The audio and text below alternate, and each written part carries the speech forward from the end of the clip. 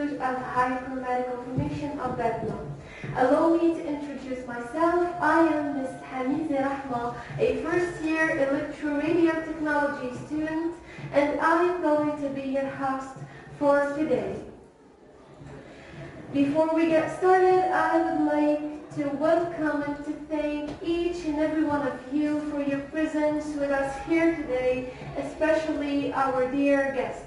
Your presence has honored our seminar entitled The English Language Between the Global Language and Its Dimension in the Paramedical Domain.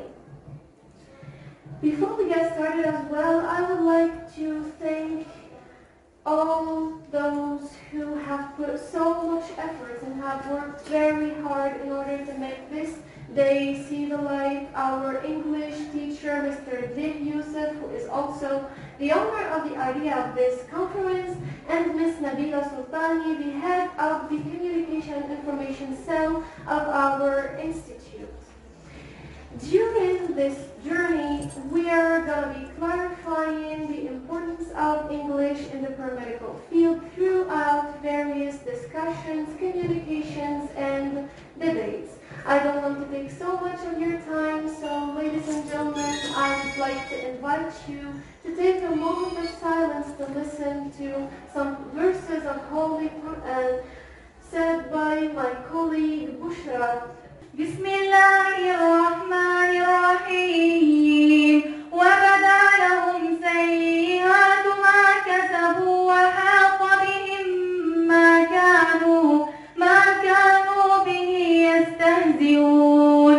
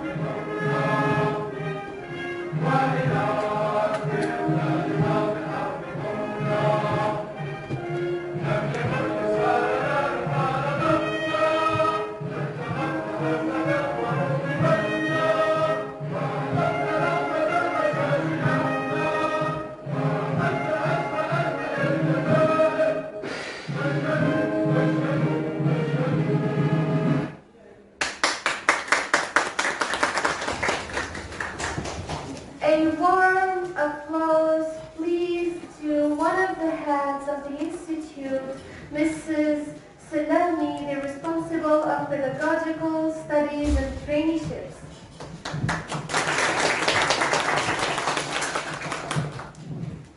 Bonjour nos chers invités, nos assistants.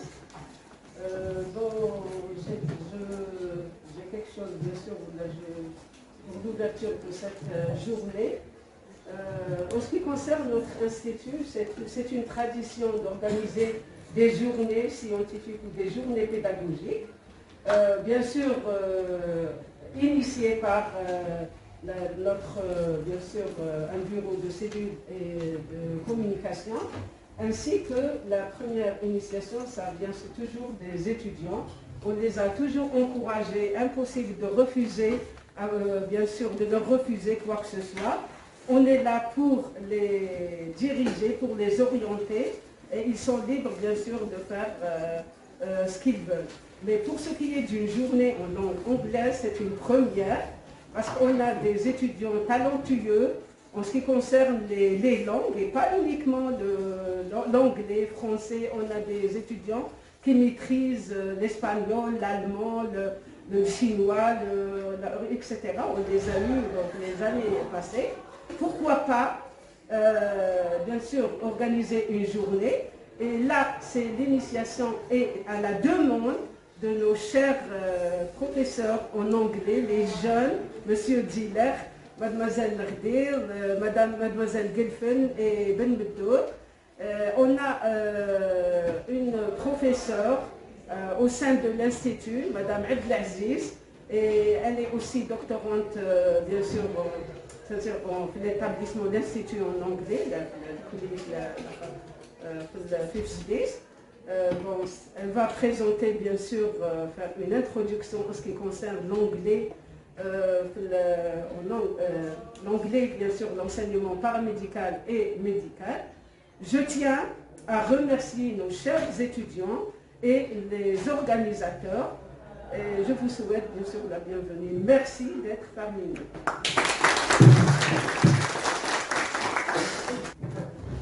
Thank you very much, Mrs. Salami. And now we have the honor to start our seminar with an opening sequence by Mrs. Usheh, chef de service d'épidémiologie au niveau de l'hôpital universitaire CH. السلام عليكم ورحمة الله تعالى وبركاته. Donc, كما تفضلت السيدة سلامي, c'est une première donc, dans l'Institut des sciences paramédicales d'organiser une journée donc, en langue étrangère. Donc c'est un honneur et c'est un pas en avant parce que vous savez tous, donc, la langue de la science actuellement à travers le monde c'est l'anglais. Donc il est temps donc qu'on se mette c'est-à-dire à jour et à la page. Et je vois beaucoup donc, de jeunes qui sont, comme vient de dire Madame Slemi, talentueux. Donc on leur souhaite donc, une journée riche et donc j'espère que ça va tisser donc, un pont entre donc, l'Institut et les différentes facultés. Merci. Thank you very much, Professor. It's an honor to have you between us today. And now Mrs. Uslimani is invited on stage to introduce the theme of the seminar. Thank you very much. Ladies and gentlemen, good morning. It's a real honor today for me to present and to introduce this study day about a subject which is very important, English in medical and paramedical fields. First of all, I have to thank our administration, headed by Mrs. Hamzawi, and all the organizers who gave us the opportunity to discuss this subject, which is very important and long time neglected.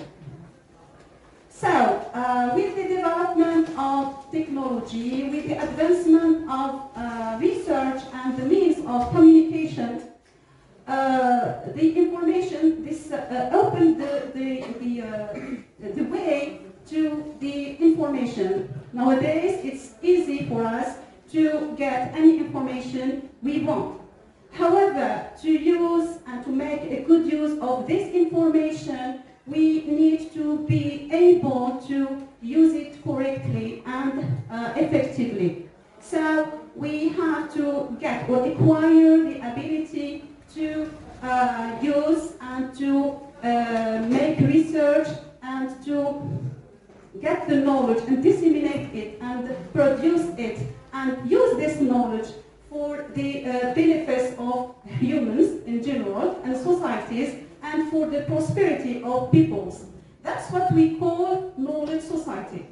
And knowledge society nowadays, especially through the tertiary education, universities and institutes, created or creates, it still creates a huge demand, new demands that we cannot really attain without a good command of English. So, the technology and the research are very important in constructing, as advice in constructing the knowledge society, as I said. And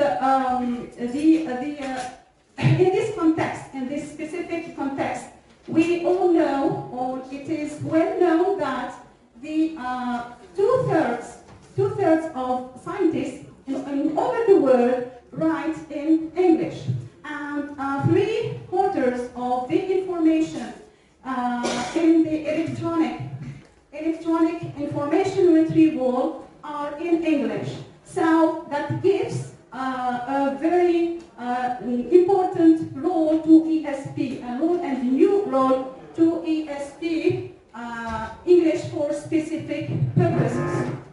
And in our country, in our universities, departments, and institutes, so as I said that the ESP, we have the ESP or English for specific purposes are offered in our universities, in our institutes.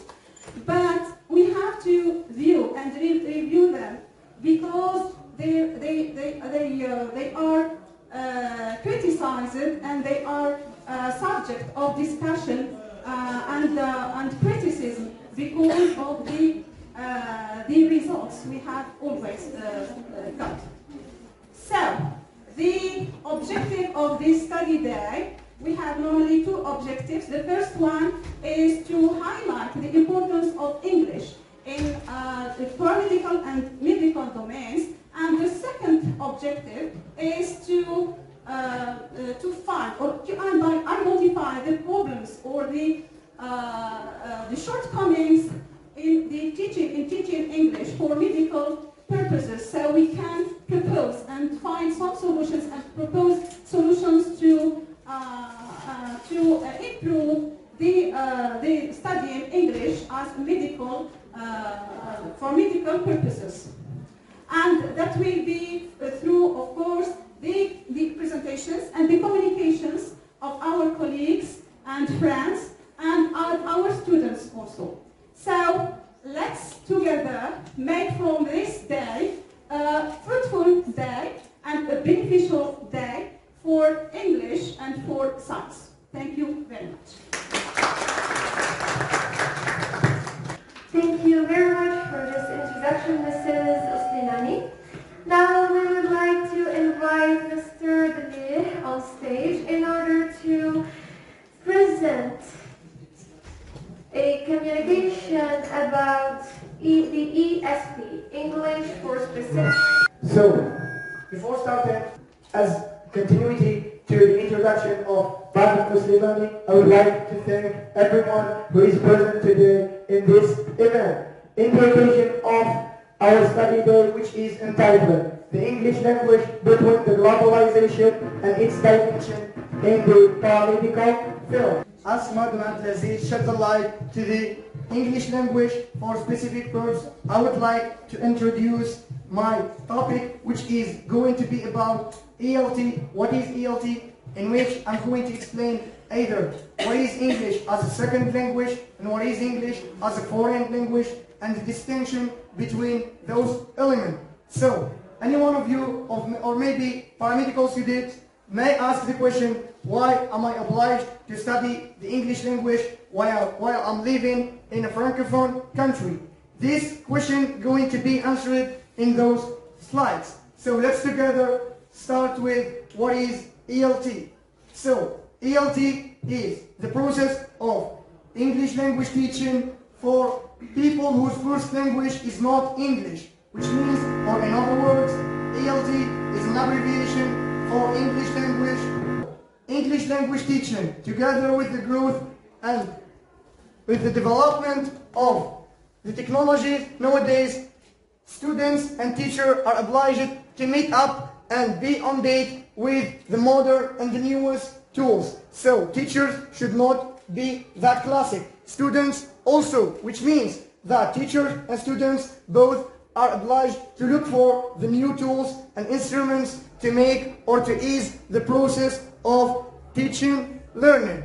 This is why, Nabila, next slide please. So, what is EFL? What is ESL and EMT? So, to make a distinction between those three important sub-elements. So, we are going to start with EFL. EFL is an abbreviation for English as a foreign language.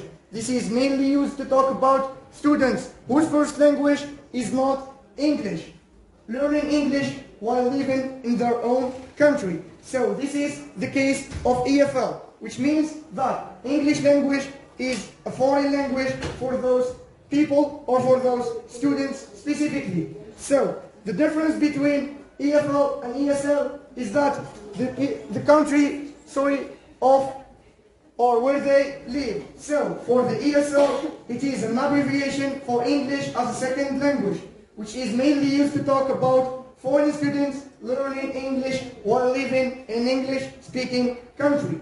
In other words, or in simple words, we can say that the difference between EFL and ESL is that while you are learning English either in your country or outside your country, here comes the difference. Finally, as a point, we can define EMT as a mother tongue, which means the language learned since childhood, native language, or we can call it ENL, which is English as a native language. So, other expressions that people use, and maybe the majority of us, and later on we will get a full discussion and an explanation by Ms. Lee, who is going to talk about those items or those words, which are ESLL, EAL, which mean English as an additional language, TOEFL also, which means teaching English as a foreign language, and TESLL, which is teaching English to speakers of other languages. So, the pleasure is all mine to identify or to explain the English language tree. For example, some of you or someone who is mastering the English language correctly. This is a course done by me in class to my students. So, their right is to know why should they study the English language while they are francophone or living in francophone countries. So, before or behind each language teaching process, we have two base elements or two basic, which are the learning and the communication based element. We cannot achieve any language teaching process without those base two elements. Moving now to the sub-branches of English language tree, in which I was explaining it before. For the English language tree, we do have ELT, we do have three other sub-branches, ESL, EFL, and EMT. English as a second language, English as a foreign language, English as a mother tongue. I have explained those three elements. We are not going to deal with English as a second language, supposing that English is not our second language. We are going to follow the path of English as a foreign language, in which we have two other important sub-branches. We have general English, we have English for specific purpose. The point Miss Abdelaziz was explaining before. So, the general English, we are talking about everything or every rule that we have seen at primary, maybe middle and secondary schools. And this is not our way. We have, as I've said, to follow the path of English as a foreign language, or EFL, in which we do have also ESP, which stands for English for specific purpose. So, by continuing this way, you will find other two sub-elements. English for academical purpose and English for occupational purpose. Sorry. The difference between those two core elements is that English for academical purpose, which means that you are during your period of study, while the occupational purpose, which means you are working, you have some experience, and by learning English language at that time, we can call it English for occupational purpose. So any new words or item learned at that time, we call it English for occupational purpose. Unless like the academical one, which is during our studies. Now, arriving to the most important point of my presentation, which is English for medical studies. And this is the point concerning paramedical students. So, you are or you must follow the path starting from English as a foreign language and moving by English as, well, for specific purpose, then arriving till English for science and technology, and of course English for medical studies. So, another one. Yeah, the difference between, I will first shed the light on the difference between general English and English for specific purpose. The point here I was explaining at the beginning of my presentation. We all know that nowadays teachers are somehow very classic. So let's please avoid that way. What is ESP teacher, or what is the difference and the common point between general English and ESP way of teaching? In simple words, or to sum up all of this, we can say that for the ESP, teacher and student should be in a cooperative way. Not only teacher comes to the classroom and start explaining the lesson and waiting from the students to answer a simple and a boring activities. No, teachers and learners are in a cooperative position, which means both of them, they search, they look for news, they find maybe new ways of teaching. Why not students in the future suggest the title of lessons to the teacher, and the teacher basing on that and making their lessons. This is the point of bottom-up approach and top-down approach. So here the teacher in the ESP method is going to collect the data and the information, analyze them based on students' needs, not linguistic needs. Then make a whole lesson or a whole classroom then to fit the learner needs. So this is concerning ESP and GE, General English and ESP. So to end up my presentation, I would like, or I want you to keep those tips in mind, which are ELP and EAP. These are the most important points I see you have to keep as paramedical students, which are English for occupational purpose and English for academical purpose. So, I have explained that English for occupational purpose, which means that you are either in your pre-experience, simultaneous while in service, or either in post-experience. EAP stands for English for academical purpose, which means that you are studying in a specific discipline or as a school subject. I would like to thank you for your listening, and here we come to the end of my presentation.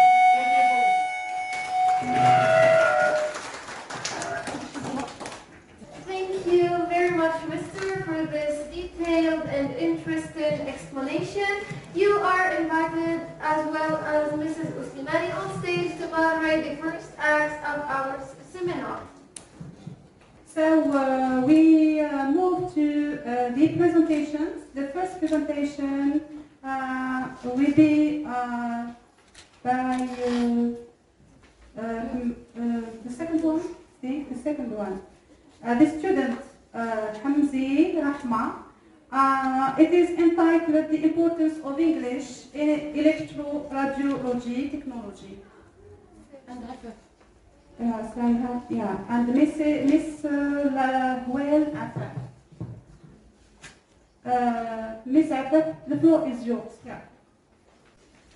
So, we will be talking about and showing the relationship between.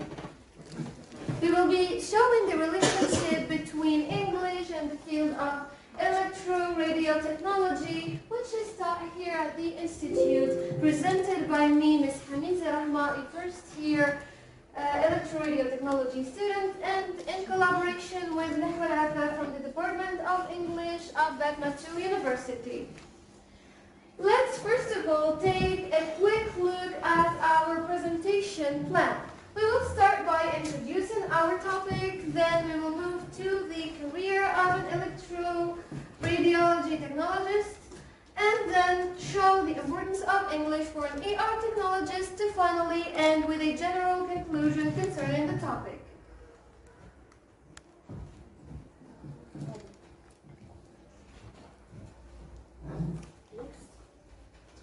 First of all, most people tend to confuse nursing and paramedical. Nursing and paramedical are two adjective terms that do not refer to the same thing, because nursing is one of the 23 other specialties of paramedical, of which we are going to be talking about operator of public health medical imaging devices, in other terms, electroradiology technologists, translated in French into manipulateur en imagerie médicale de santé publique, INFSP. The main aims of our presentation are going to be breaking the stereotypes surrounding the profession of an ER technologist, explaining the university and the professional curriculum, and finally clarifying the importance of English for an ER technologist and the skills to be mastered. Now let's answer the most important questions concerning an ER technologist career. Question number 1. Who is an ER technologist? An ER technologist is a health technician and professional who is specialized in medical imagery and radiotherapy, also habilitated to practice hospitalier hygiene, injections, functions, and comfort with patients. Second question, where can you find an ER technologist? ER technologists work in all medical establishments that use medical imaging techniques such as hospitals, radiology cabinets, dispensers, preventive medicine centers, and clinics. Question number 3, what does the ER technologist do? Besides his work on machines and devices, an ER technologist also is there to explain the procedure of the cure to the patient. We've all been taught that it's a right for the patient to know exactly the procedure of cure that's going to be operated on him, and here comes the role of an ER technologist to explain in details and build a feeling of trust between the patient and the medical professionals that are going to be operating on him, give him comfort and confidence. What devices does an ER technologist use or operate on? ER technologists operate on different machines and devices that use various medical imaging techniques, which are X-ray, TDM, MRI, radiotherapy, interventional radio, mammography, and ecography.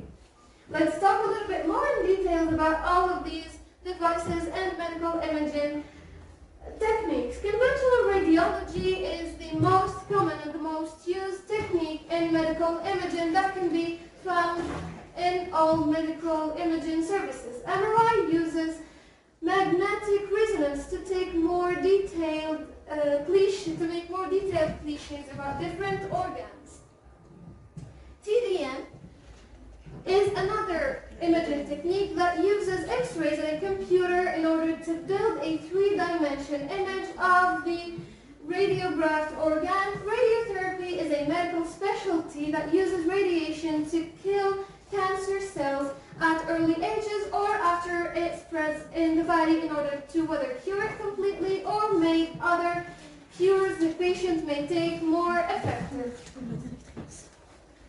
Nuclear medicine is a newly developed field here in Algeria that uses also radio elements and dynamic images to set diagnosis and cure pathologies.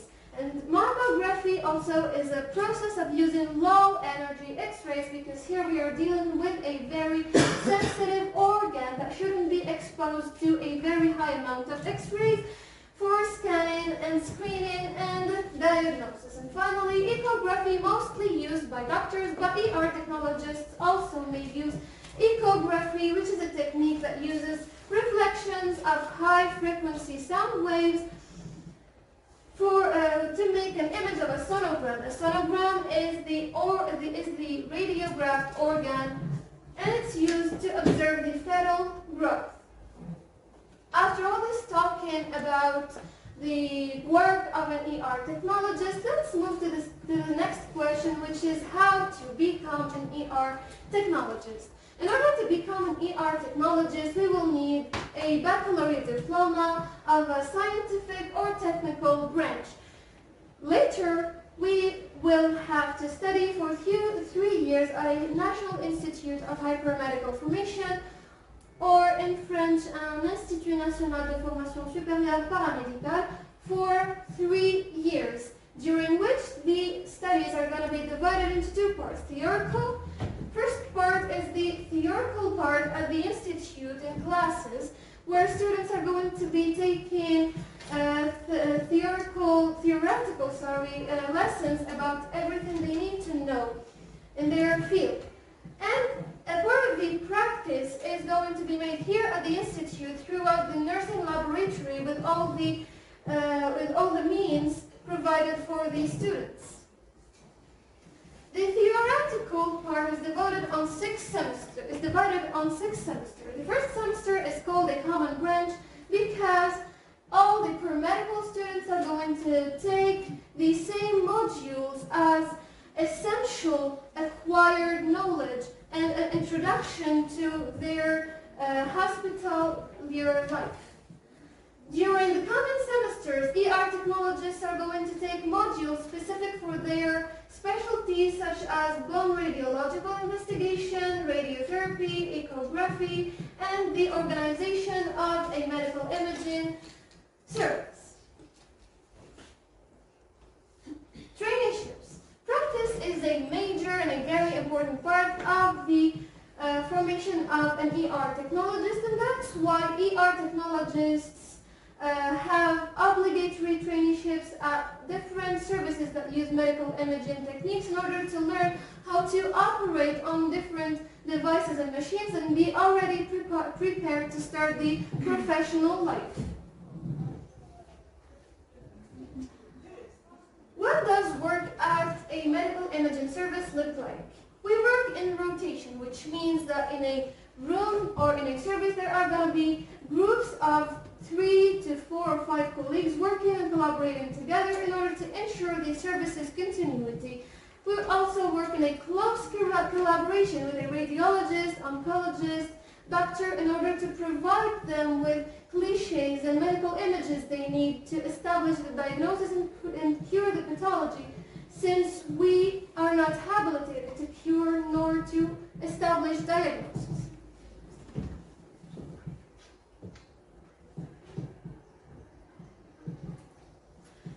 A job with a bad reputation.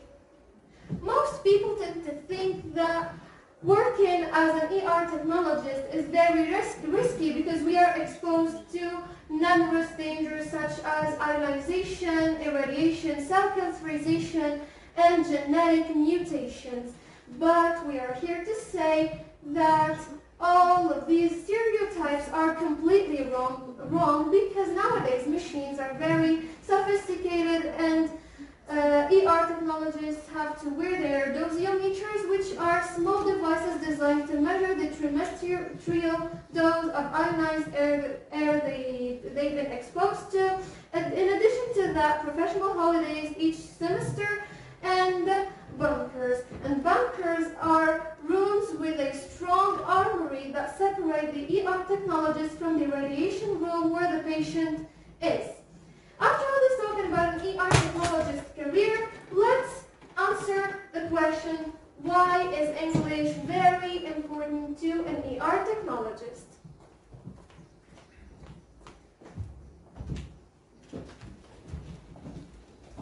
Good morning, everyone. It's Sahira Atat from the Department of English Language and Literature of the University of BATNA 2. And I'm going to be discussing with you the importance of English for an ER technologist as the second part of our presentation of today. First of all, let's start with a general look at the importance of English in science, technology, and radiology in general.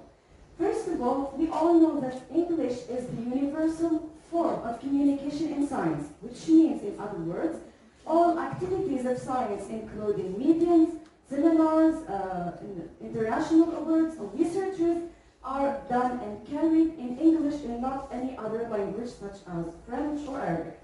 Second of all, let's move to some statistics.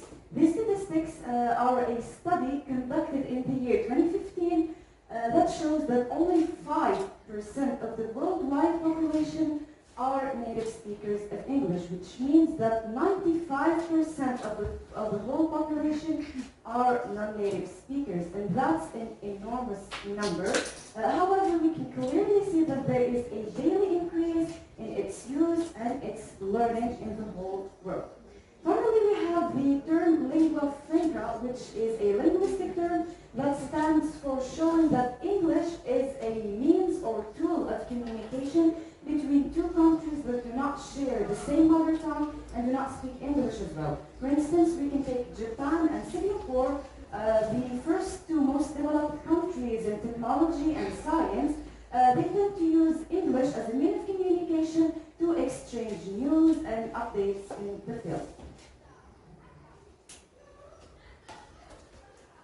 Okay, let's get specific now. English for electroradiology technologists. Why does an ER technologist have and must learn English? First of all, we know that 80 to 85 or even 90% of the ER technologists' jobs are manipulating and using machines and devices. Naturally, these devices are not locally made. They are imported from foreign countries and are in English, since I have already mentioned it's the lingua franca. So in order to use these machines and manipulate them, you have to master the English language. It facilitates the use of these machines. The more flexibility you have with the machines, the more competent you become in your domain. And then we have a very important point, which is higher chances of studying or working abroad.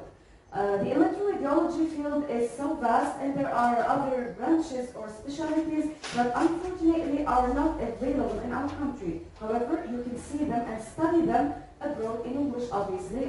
For instance, we have nuclear medicine or interventional radiology. Also, when it comes to internships or traineeships, as my partner has already mentioned, there are protected and very rich and advanced internships outside the country, also carried in English. So in order to participate and to take your performance in your studies or in your job to the next level, you have to learn and master English. Finally, our field we're discussing is exposed to daily updates. Daily researches are conducted, and daily meetings and activities in general are conducted in English. So in order to keep in touch with the field, we have to learn English again. Now moving to the skills that have to be mastered for an ER technologist. We have 4 main skills in the language in general: reading and listening when it comes to comprehension, writing and speaking when it comes to production. As an ER technologist, you may not have enough time to learn a whole language from scratch, so you can focus only on the specific details in the skills. When it comes to reading or listening, you can stick to documentaries or books related to the field of electroradiology in our case. When it comes to speaking, you don't need a perfect or completely fluent accent. All you need is correct and understood pronunciation in order to communicate with foreigners who are going to be speaking English. How to improve these skills? Practice is the key. The more you practice, the more you improve your skills, the more you improve your performance. And also surrounding yourself with English, which means you have to interact with English on a daily basis. You have to see and deal with English every day, which will for sure improve your performance and your understanding of the language. Finally, we have a quick glimpse on the future, which is the relationship between the development in our country, Algeria, in the scientific and technological field in general, with the learning of English. I'm so sorry to announce that if we keep neglecting English and if we keep avoiding teaching and integrating English in our academic and educational system, there will be, for sure, an obstruction in the scientific and technical development in our country. This obstruction is clearly shown in the huge amount of time wasted in waiting for the French translation. We have to wait for France to translate any updates coming until we use them, which makes us super late and leads to lack of resources, lack of information, and a whole obstruction in the development of the field. Okay, the conclusion was not included, but I still remember it. So as the conclusion, to sum up what was stated so far, it's high time our country has moved on from the, let's say, historical chains and from the background cultural stuff that are obstructing us from teaching and learning English, which makes us focus more on French instead of English. But that does not necessarily mean neglecting French. We can acknowledge both languages just at the appropriate time and the appropriate field, especially when it comes to technology. English is the language to go for and not French. And finally, the last point in our conclusion is the start of integrating English in our system has to be gradual, which means it starts from juniors and kids of primary schools to teenagers and adults who are going to be the leaders of the future generations that will be for sure in touch with every possible update. Thank you so much for listening. And now let's end our presentation with a general conclusion about the topic. ER technologists are not just button operators. There are so many other instances and things they should learn and master during work. We must adapt the operator's level to the level of the high technology used in the field, the assimilation of numerous skills concerning the professional life, such as anatomy, radiology, mathematics, physics, information, and so on. It requires to be on page, and being on page, as my partner mentioned earlier, requires mastering English. Finally, individual efforts should be provided by the students besides the official formation. Thank you very much.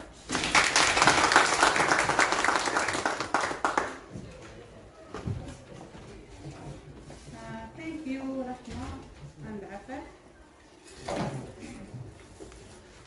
We move to another presentation of Ms. Ben Asya, with her coming to the presentation entitled English as a Language of Science and Technology.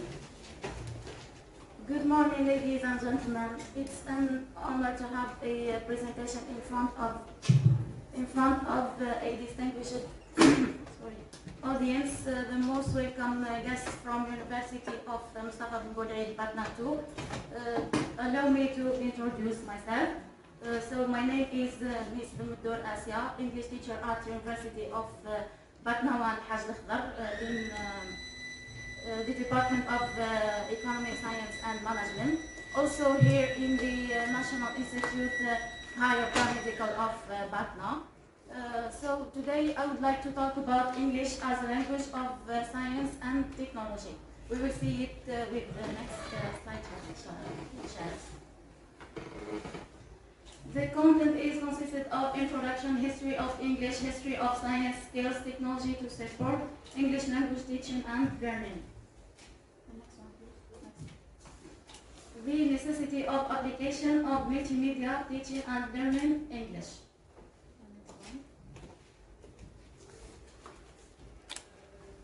Today, English has become an international communication and the most known language all over the world. It has spread fastly. Is now one of the most common language. Additionally, the word common language has now become the #1 language used in various fields of career.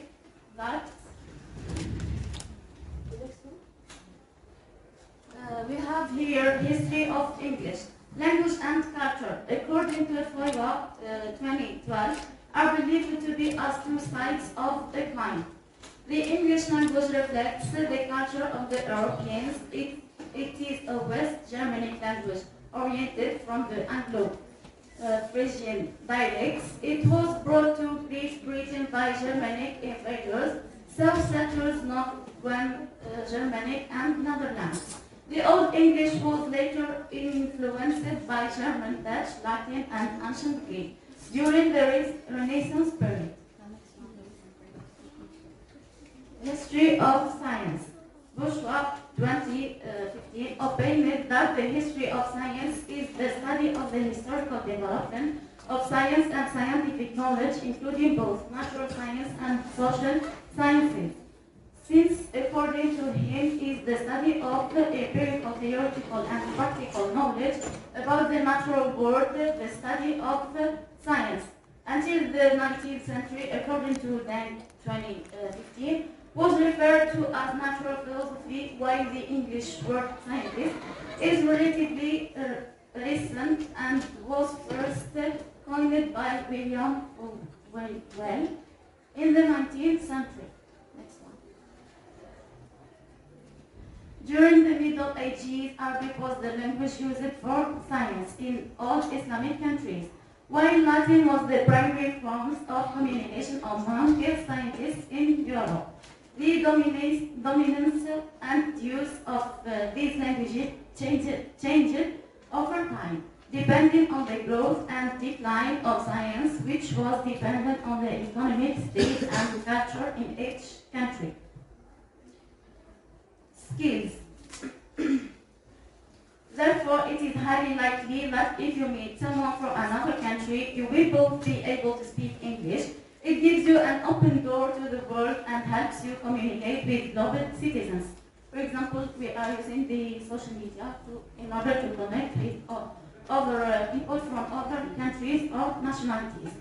English is the language international communication. Although English is not the most spoken language in the world, it is the official language of 53 countries and is spoken as the first language by around 400 million people worldwide. English gives access to more entertainment and more access to the internet. Nowadays, many films, TV shows, books, and music are published and produced in English. English makes it easier to travel and highlighted before, since English is spoken as the first language in 53 countries and as the second language in over 118 countries. English can make you smarter. Learning a foreign language enhances your cognitive and analytical abilities. Technology to support English language teaching and learning. In language teaching and learning, we have a lot to choose from the word technology: radio, TV, computers, the internet, electronic dictionary, email, blogs, PowerPoint, videos, etc. This stabilizing and development of information technology has offered a better pattern to explore the new teaching model. Using multimedia to create context to teach English has its unique advantages. Technology, when used appropriately, can help the English and language classroom aside of active hearing and critical thinking. Technology has accompanied the process of language teaching and learning to many years. Classifiers and television were traditional primitive technological tools which were used in language classes as pedagogical aids. Today, when we think about technology, the first teaching aid that appears in our vision is the computer. Likewise, in the field of English language teaching, computer is a good teaching aid, especially since it has been complemented with the connection of the internet.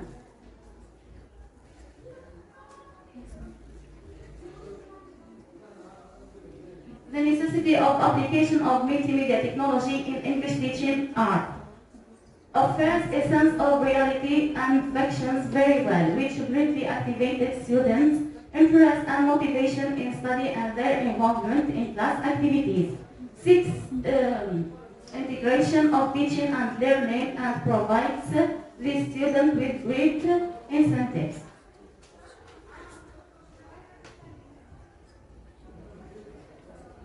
Inspire students' positive thinking and communication skills in social practice.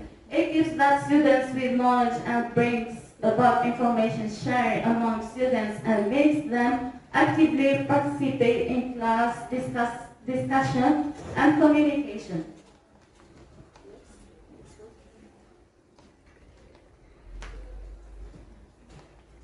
Goes beyond the time and space, creates more vivid, visual, authentic environment for English learning and economizes the class time, meanwhile increases class information, creates a good platform for the exchange between teachers and students, while at the same time provides a language environment that improves on the traditional classroom teaching model.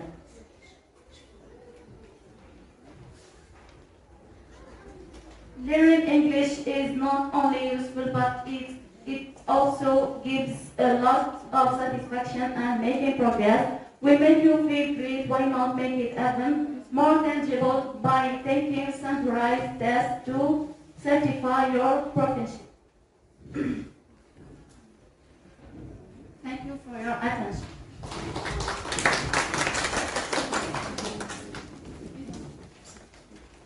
Thank you, Ms. Batul, for your presentation. The next one will be by Ms. Gilpin Hayat. Her communication is entitled The Importance of Using English Language in Healthcare Professionals. So, ladies and gentlemen, thank you. Ladies and gentlemen, thank you for your presence here today. So today we are going to discuss an important issue or topic which is about the importance of using English in healthcare professionals.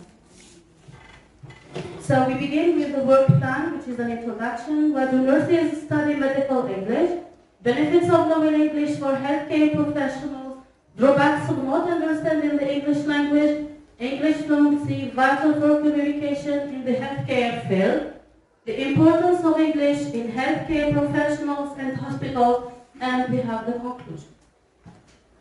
So as all we know that English is becoming, or increasingly, the crucial and international borders become more accessible to working professionals, especially in the healthcare field. So it is the language of communication across nations in all the world. It is also preferred as language of the scientific in all the world.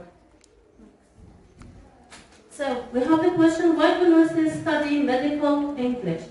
So medical English is not the same as the English that we taught in school. It's totally different. Because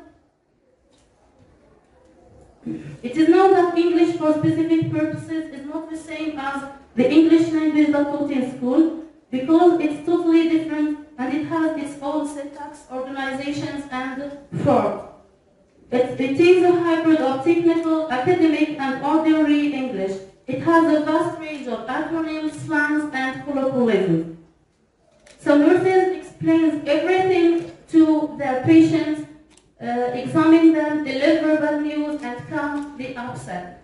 They must pay close attention to the patients, comprehend their accents and the social and cultural situation in which they live, and then reply appropriately and meaningfully. Benefits of knowing English for healthcare professionals. We have countless reasons why a good command of English language is important. The first one is healthcare practitioner who speaks English is aware of current healthcare trends.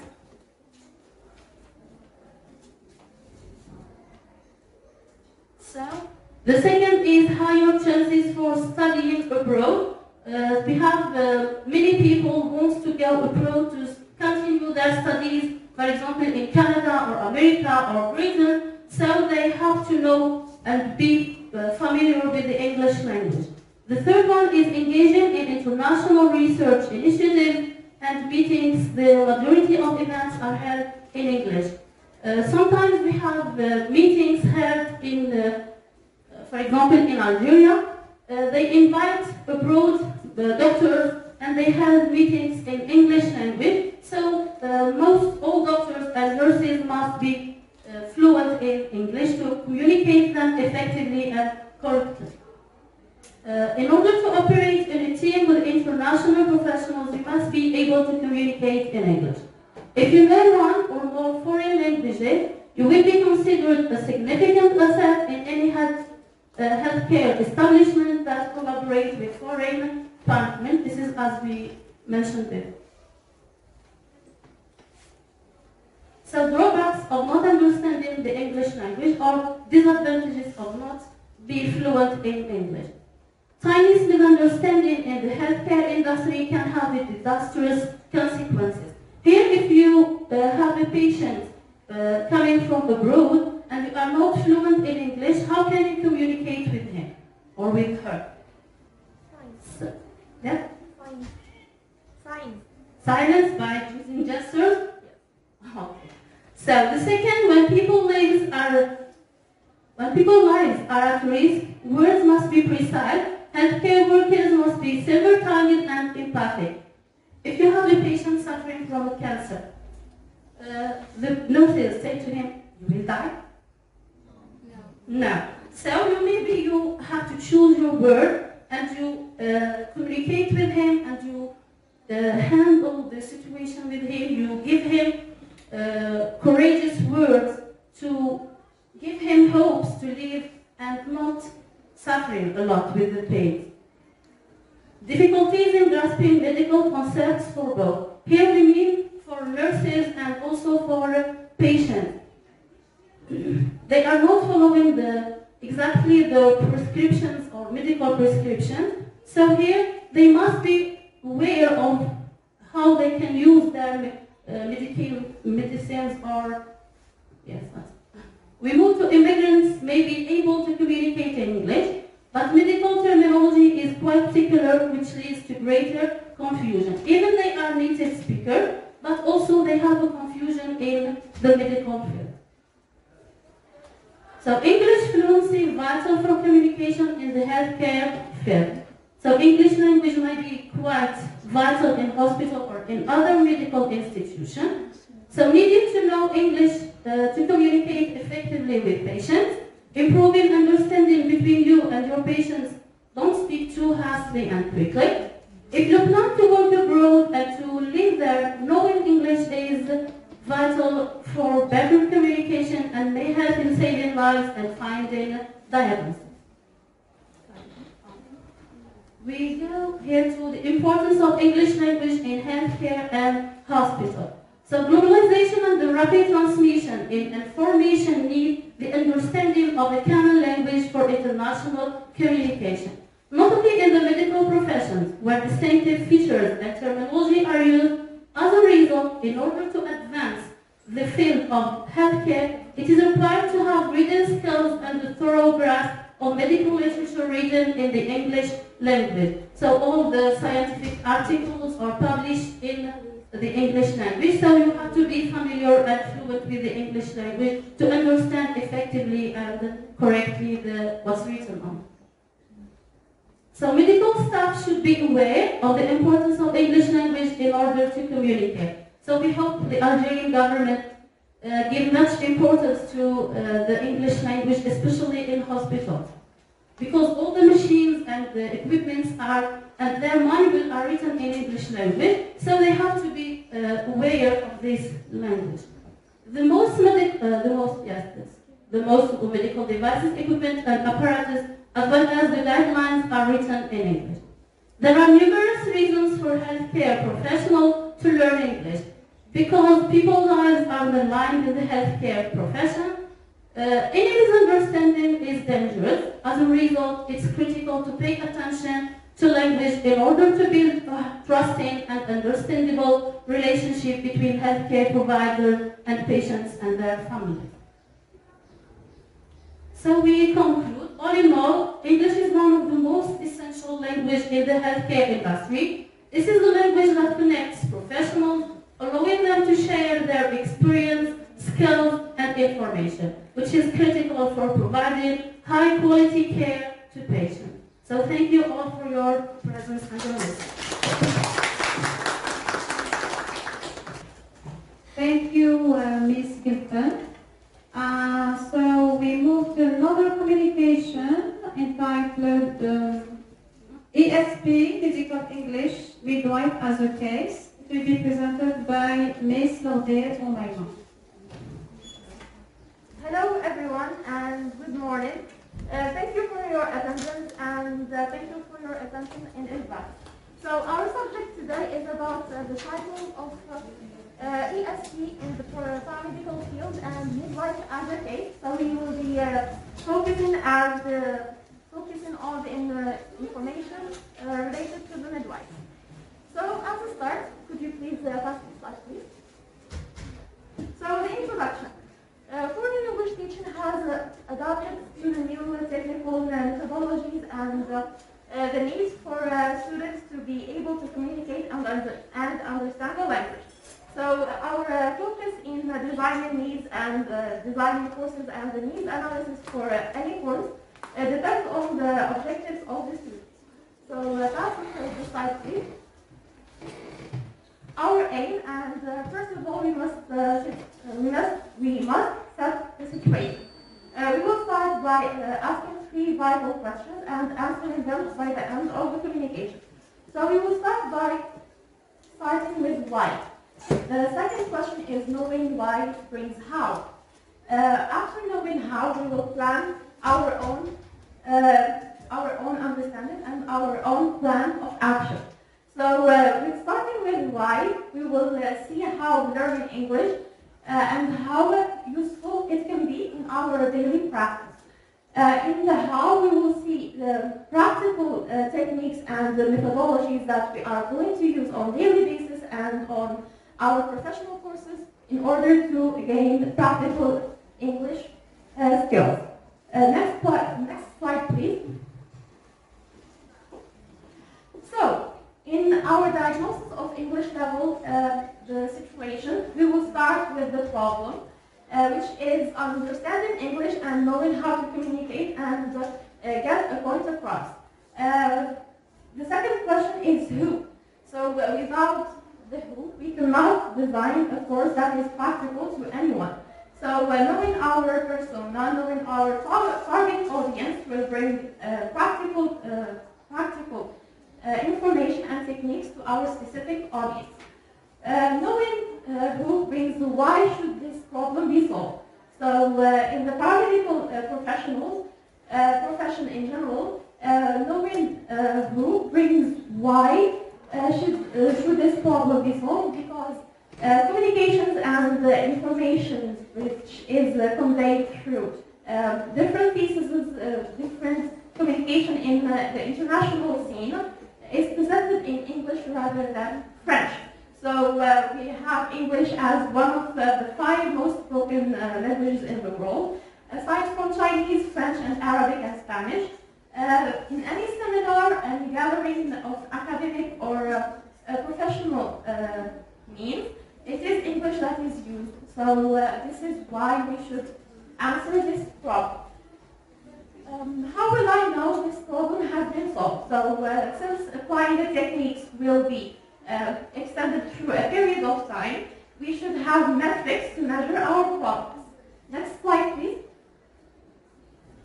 So, first of all, to know the situation and to have our techniques ready, we need to have a diagnosis of the situation using the SMART goal setting, which asks 5 questions that should be asked to have a specific goal by the end. So SMART is an acronym that stands for specific, measurable, achievable, realistic, and time bound. So first of all, if we want to start with specific, so each language is a skill, and each skill has sub-skills, which means that we need to be specific about what we want to learn. Being measurable means that we need to have certain metrics that by the end of the time allows it, means that we have acquired the skill. A stands for achievable. If I want to learn a new skill, I need to know that I can obtain that skill. So without knowing that I can get to the end, we cannot progress free.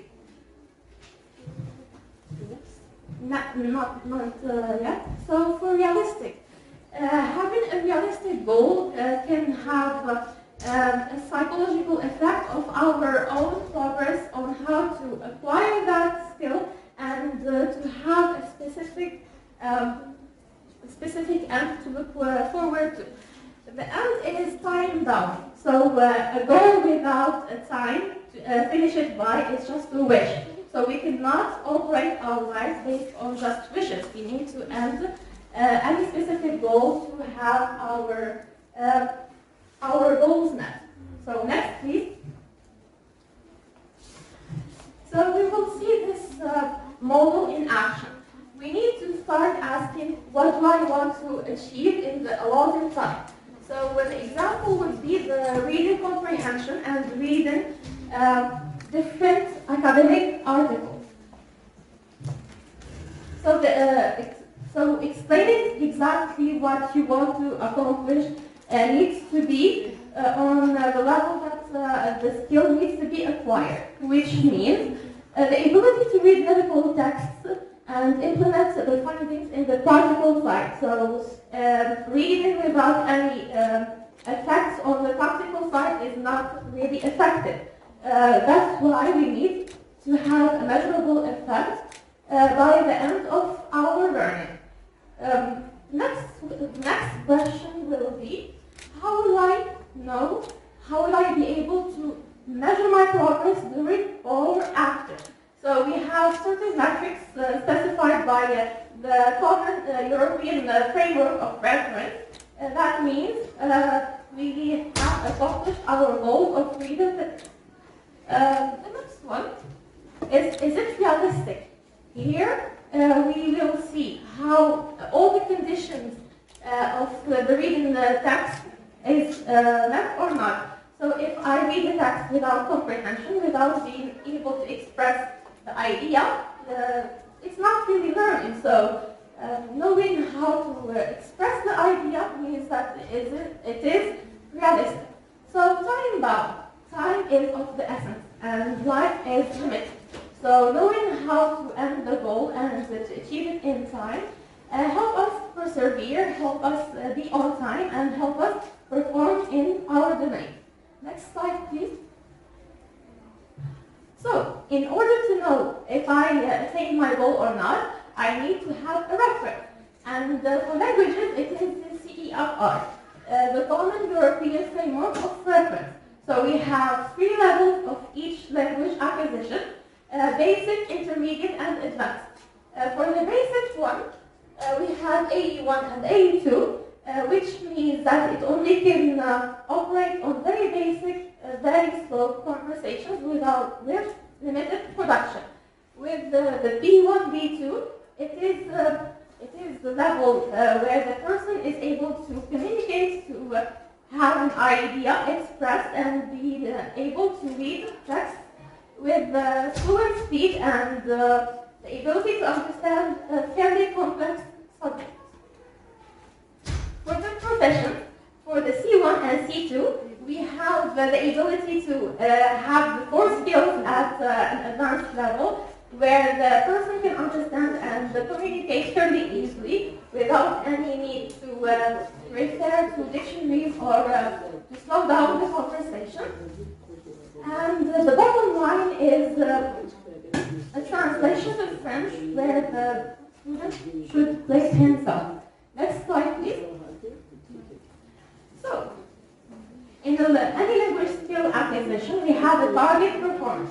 As we said earlier, it is related to the goal setting, because we cannot learn English as a whole, as a language, because it's time-consuming, it's dedicatable, and since we are professionals, we need to allow our time to be productive.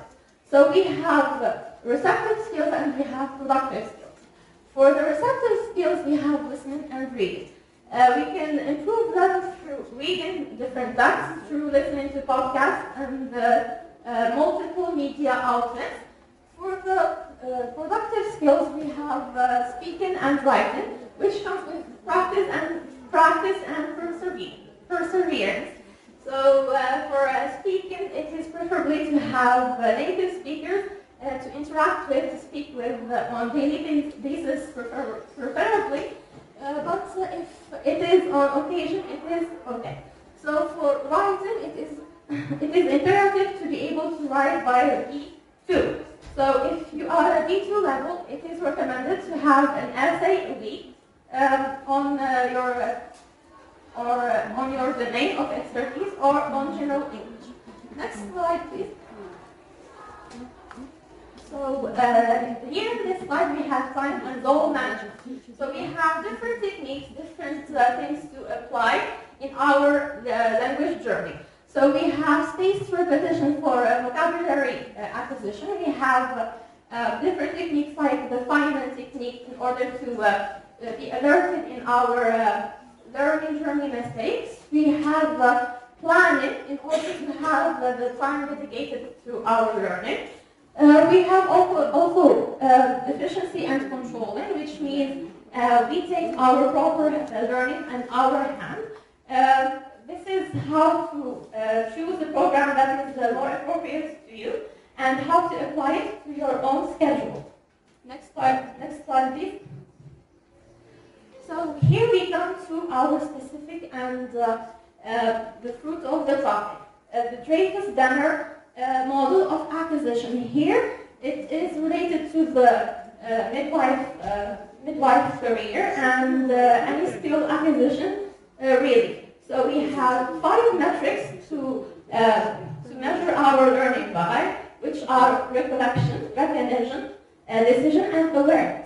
So in any skill that we are going to apply it, we go by stages of acquisition from novice to master. So in order to go from one stage to the other, we need to have the 5 metrics met. So non-situational here stands for our lack of knowledge of the different situations about that skill, what we are going to encounter learning that skill. In all other levels, apart from novice, we are aware of the situation we are going to be put in. For recognition, it is decomposed until we are proficient. Recognition here means our knowledge of situations and where we are going to step. For the decision and awareness, we are going to have to be aware of our situation, of our surroundings, and how we are going to deal with the skill and the practical steps that we are going to take in order to learn that skill. In order to be proficient, we are going to be analytical and monitoring of our thinking. Once we are experts, we rely more on our intuition and absorb the past situation and expertise. Once one is an expert, he does not need to know the proper drill of that skill, of that procedure. Next slide, please. So this is an updated version of the same model, where we have new metrics to see, new metrics to monitor in our learning, where we should be aware of what we are going to have as a challenge. For the components, for the perspective, commitment, and decision.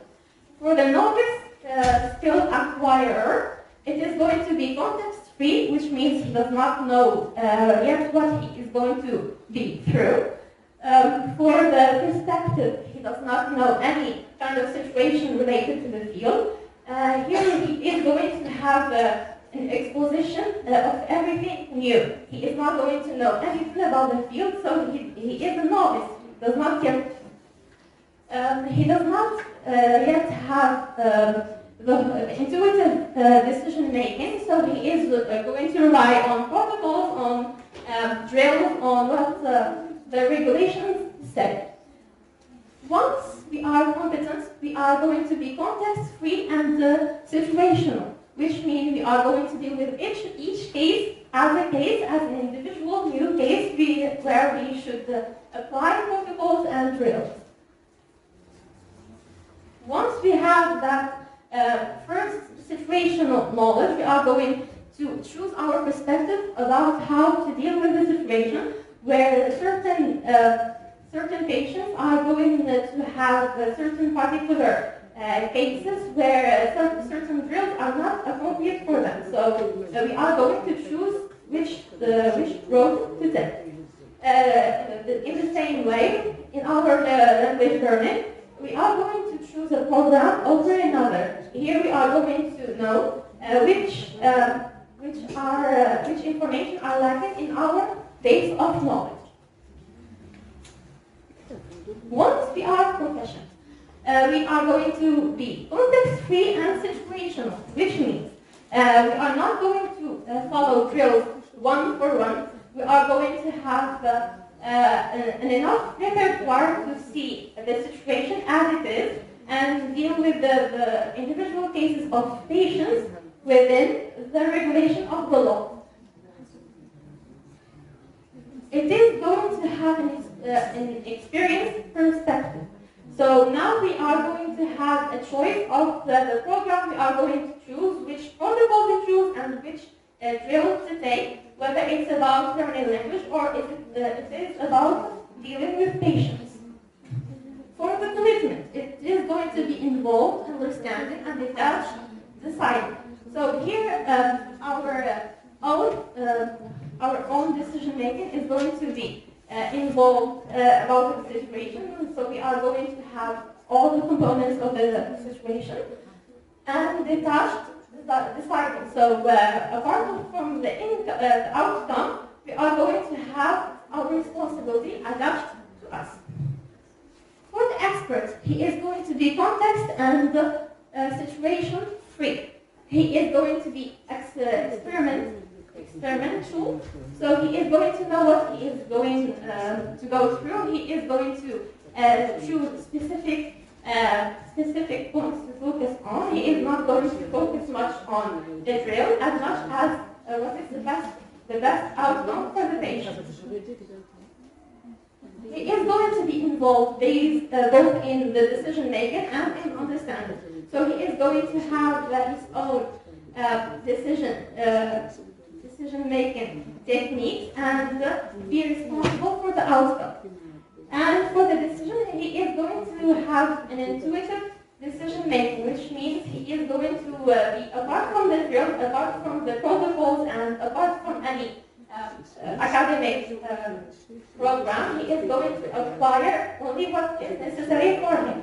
Here, once he is an expert, he is going to have a mastery of his field of expertise. Here, it is about being a midwife, so we are talking about 3 to 10 years more of practice. For languages, it is going to be 1.5 years of constant drill to 2 years. So constant exposure to language makes it a daily part of our lives, which can lead to our duplicate thinking about the language, where we can both speak in our native language and second language. Next slide, please. So here, we talked about the situation, who is going to learn, what he is going to learn, and the situation as a whole. We talked about the Dreyfus model where the different components lead to different outcomes. Here we are going to propose solutions. So from our theory, from the presentation of my colleague earlier, ESP, English for Specific Purposes here, is going to have practical solutions in order to practice language daily. So the first solution, it is going to have an impact on our general level, which is about taking courses for specific purposes like creative writing, like speaking courses, like clubs who organize monthly meetings to have a conversation. It is going also to be self-paced expert-led courses where the students focuses on a specific skill that he wants to improve, which whatever it is, be speaking, writing, reading, or listening. Try to be brief, please. Yes. So the last solution I'm going to propose is listening to podcasts, listening to the news outlets that are ample on the internet, and reading books. Read books. Without books, we are without knowledge. Without knowledge, we have no power. And thank you.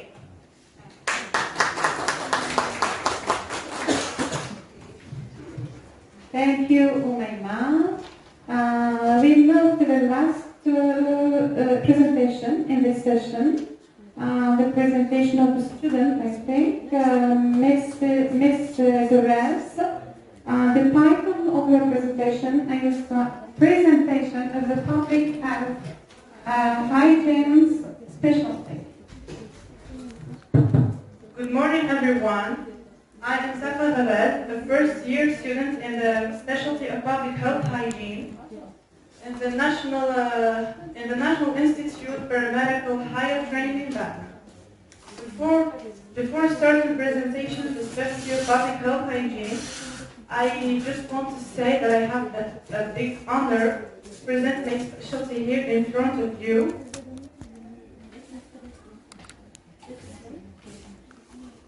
So, in this presentation, we will see what's the specialty of the public health hygiene, how the training is carried out, the role of a public health hygiene, and the role of the scientific English in the specialty of public health hygiene. So, what's the specialty of a public health hygiene?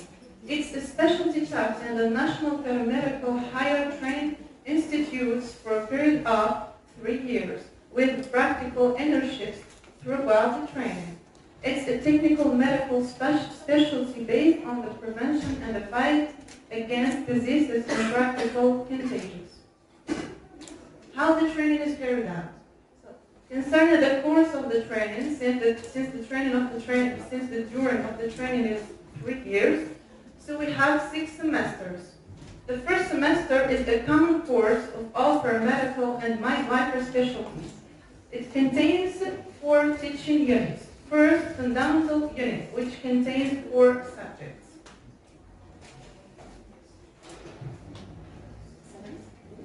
The fundamental unit teaching. Contains 4 subjects, which they are hospital hygiene, anatomy, legislation, and psychology. The second unit is the methodological unit, which contains 1 single subject, which is public health. The third unit is the discovery unit, which contains basic care and first aid. The last unit is the cross unit, which contains 2 subjects, linguistic remediation and medical terminology. Now we go to the second semester, which is the specialty semester, which contains 3 teaching units.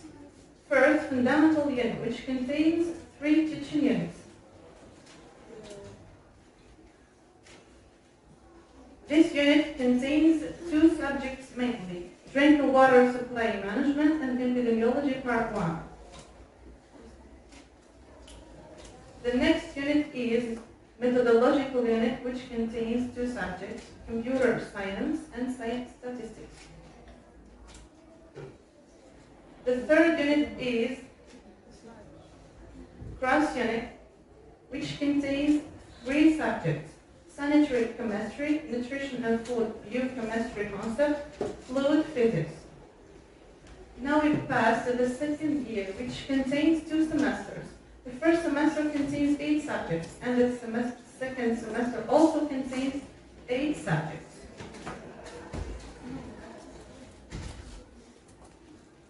Now we pass to the third year. That means the 5th semester.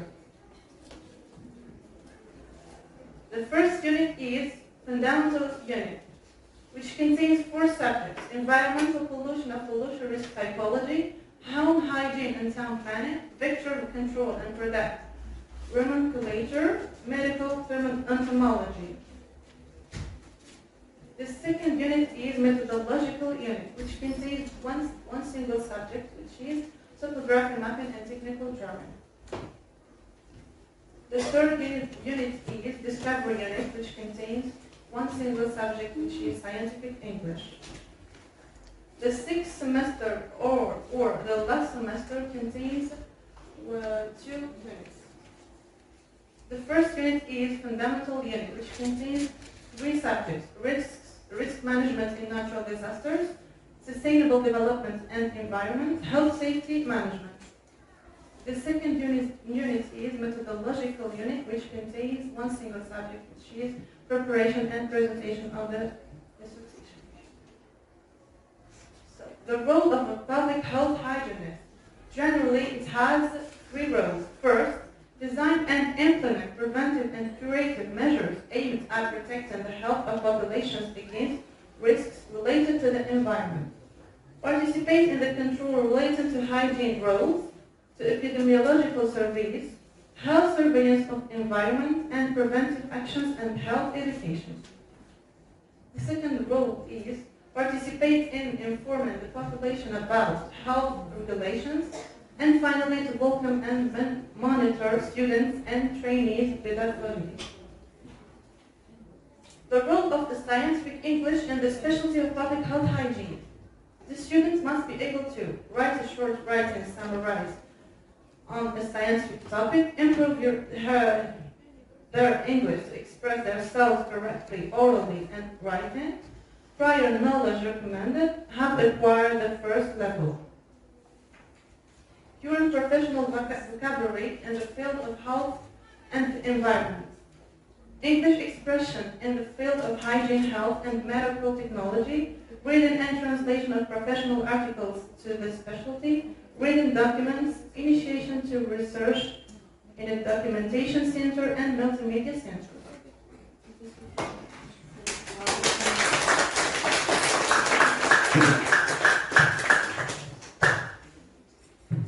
Thank you. Thank you for your Miss Gilles. Thank you. Now, this is the last presentation, I think. So we move to the discussion of the different topics, and your questions are welcome. Yeah. Do you have questions? Yeah.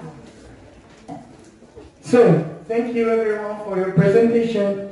I have maybe 2 comments and 2 questions. My first question is to Rahma and her friend, which was, I hope that you show the difference between, because as we know, there is a big difference between a radiographer and a radiology technician. People here in our country do not make the distinguish between those 2 elements. So, this is the first question. Is radiographer or a doctor at radiography the same thing as radiographic technician? The second question is, TDM is the same thing as CT or no? So, those my 2 questions for you. And thank you.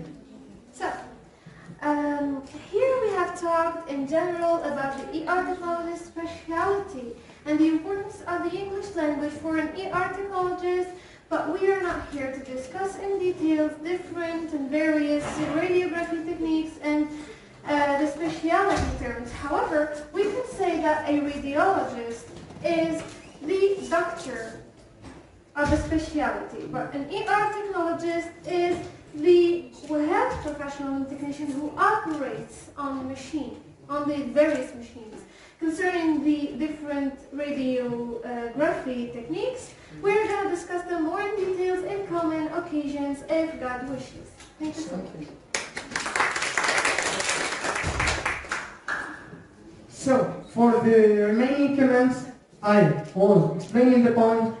I don't remember her name, but the girl was talking about if someone who is sick, you cannot tell him that you are going to die. But I think this is a course was done by me to my students. We call this the reassuring process, in which in the developed countries, they precise or they make a whole chapter about the reassuring process, in which nurses learn how to treat their patients, how to get famous with them correctly, and get rid of their obstacles and their fears. This process is called the reassuring process, and it is so helpful at the process of treating or healing, and it may place a 50% for this process. For the last, I think the girl who was giving too much details, I wish that you sum up all what you have said and said that you are referring to someone who will have a speaking profile. This word means that a speaking profile that you are able to talk, read, write, and listen in the appropriate, and in the accurate way. When someone fits with those 4 skills, we can call him, or we can say that he has a speaking profile. Those were my questions and my comments. Thank you for listening, and thank you for your presentations. I want to ask you a question to, I think, her name, Gilford? Yeah. You talked about the difference. You said that there is a huge difference between English in general, or general English, and the English used in healthcare. Can you explain more? The English that is used here in the paramedical field, it's not the same as the English that we How in middle school or in secondary schools. Secondary schools. Yes. No, you talked about the difference between the general English and the English used in healthcare. The English that we use in paramedical fields, it's not the same as the English that taught in schools. How that? Can you explain more? Each one has its syntax, its we say terminology, medical terminology. Yeah, it's just so about for the middle school and the terminology. secondary school, it's not the same. I taught in middle school and the secondary school, but it's totally different. What is the difference? I am looking for that. The difference in the themes or in the exactly in the domain itself. For example, in the secondary school, in the middle school, they are just speaking in general about the English. So we have such units or sequences that we use. For example, in the middle school, they are studying. I'm talking about the elementary English, the basis of English, and then in specific English, it's not so different because you talked about the syntax, we have the vocabulary which is different. But we have the proficiency. They have the common. They have common. For example, when we speak about grammar, we cannot begin with the verb, then we have the subject or the. Yeah, this is the basis. Yes, the basis. They are common in this basis, but the difference in their uses. For example, here in paramedical, I taught the hygienists and the nurses, ASP. So I just introduced to them the equipments that we use in the hospital. For example, we have the CT scans, we have they use plasters to patients. So here they are not the same that we use in. I asked this question to clarify the Yes. difference. Just to clarify the difference between the two. We have the general English and we have the specific or for specific purposes. Yes. But the language is the same. We have the language and we have to master. The basis of language. Otherwise, we cannot communicate at all. Yes. So just I'm shedding the light about their difference. Each one has its terminology. Yeah, I think that there are other communications in during the second session, and we will deal deeply with this problem to make the difference, because it is a little bit ambiguous for many people. Point You want to add something? If I may, I want to shed a light on the same point where specific purpose English is not the same as general English, where the focus is on practical and academic jargon, whereas in general English is about life situation and situational English, where a person can express himself clearly and understand his interlocutor. Yeah. Okay. Do you have other questions? Because in French or in English? Yes, I have one question. Yeah. What is the most difficult obstruction in learning medical English on our country? The difficulties, the obstacles. For learning English in our country. My presentation will be about this. We have many problems. The first problem is the importance we give. We don't yet give real importance to English. It is introduced in our universities, but it is taught as optional, mainly in medical. Even in paramedical, we have a module, and it is taught as an option. Okay, this is the first problem. The second problem is the training of ESP teachers, because we must have teachers specialized in teaching English for each specialty. Okay, for example, economics, medical English, etc. But our teachers, they are trained in general English. They are teachers of general English, and they find themselves teaching English for specific purposes. This is a great deal for them. So I will, if you attend the second session, we will discuss deeply this problem. Okay. Yeah. So, briefly to answer your question, sir, I would like to say that the problem is not in for example, in our schools or in our, for example, lessons or our modules. The problem starting from ourselves. Why we consider someone who is talking in French as highly educated, yes, and very developed person, and very important person, in our society. Why not, prestigious somehow? Why not the contrast? Knowing that the English language is the global language, why we do not consider someone who is talking English language maybe fluently and easily as a highly... I lost the flow of words, but I wish you get the meaning from my answers. Thank you, sir. We deal with the English language superficially. We don't. It's not a question of prestige. It's not a question of prestige. It's a technical problem. It's a cultural problem. It's cultural. Yeah, miss. Of course, in French, yeah.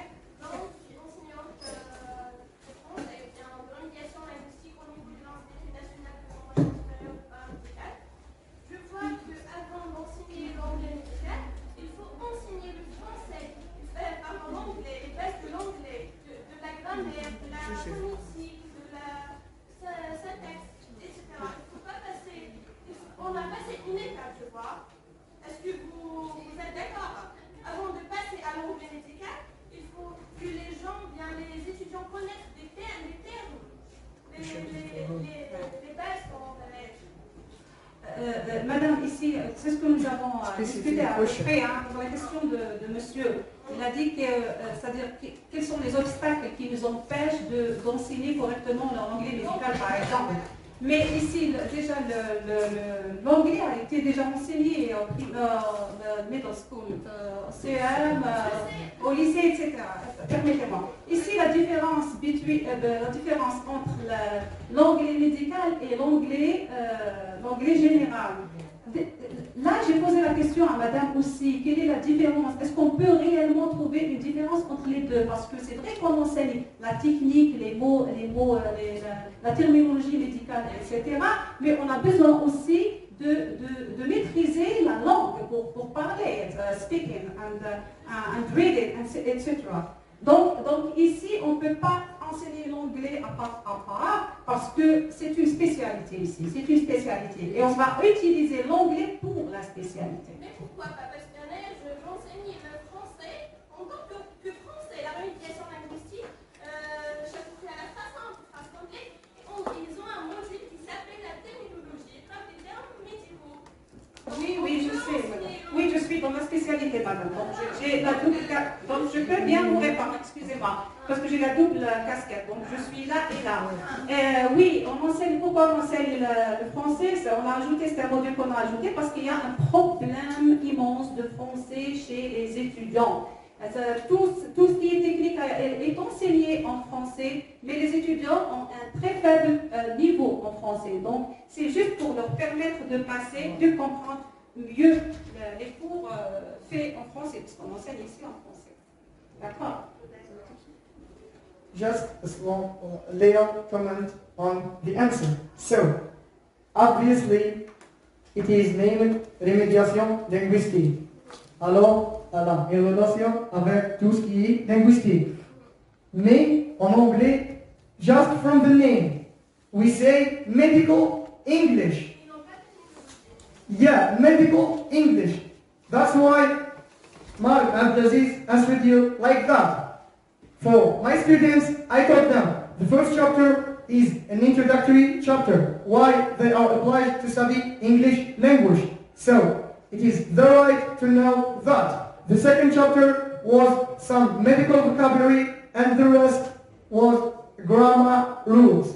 Till they master the grammar rules, then they will be able to talk and express their ideas either in the written or the spoken form. That's it. Thank you. Okay, is there any other question? Yeah? Comment? Something to add? Okay, thank you. Ladies and gentlemen, welcome again. We are back to carry on with our conference. Let's welcome Mrs. Giffen and Mrs. Nadir on stage in order to moderate the second act of our seminar. Okay, so thank you for joining us again. Let's start with our guest, Miss or Dr. Delih Suhaila, which is her topic under the English for nursing students.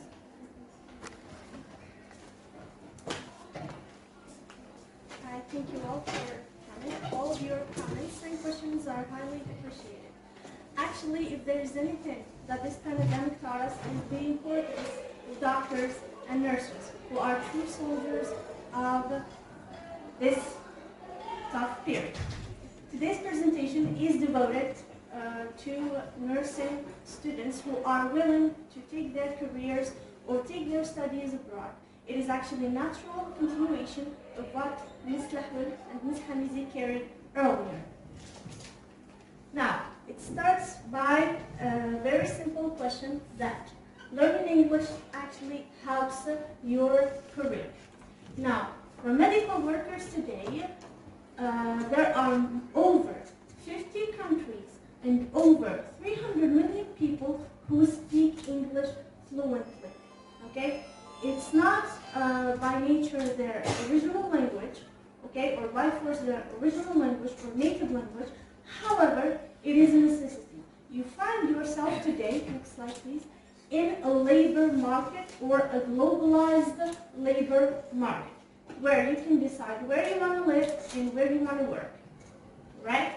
Now, you can benefit from learning English and becoming fluent if you plan to move to one of the English-speaking countries, okay? And even non-English-speaking countries, in their educational programs or their careers or occupations, they necessitate or make English language as a mandatory language. If you do not know the language of that country, let's say German, right, as an example, or Chinese, it is a must that you are fluent in the English language. Next slide, please. Okay. Now, English is vital for communication in the healthcare field, as elaborated on earlier.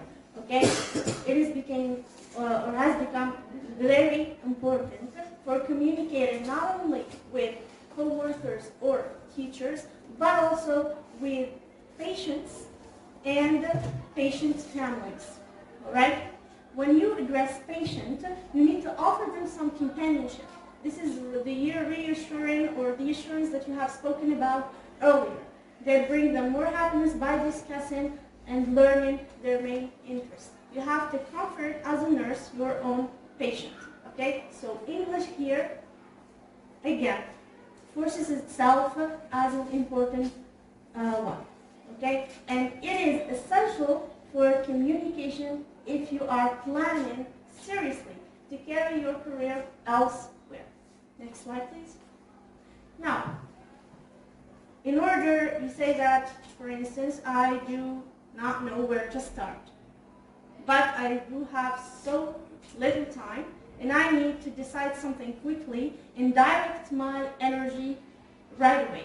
Okay, so what are the main demands of English language of nursing? Okay, as carried earlier, you need to master the 4 skills at least for the minimum there.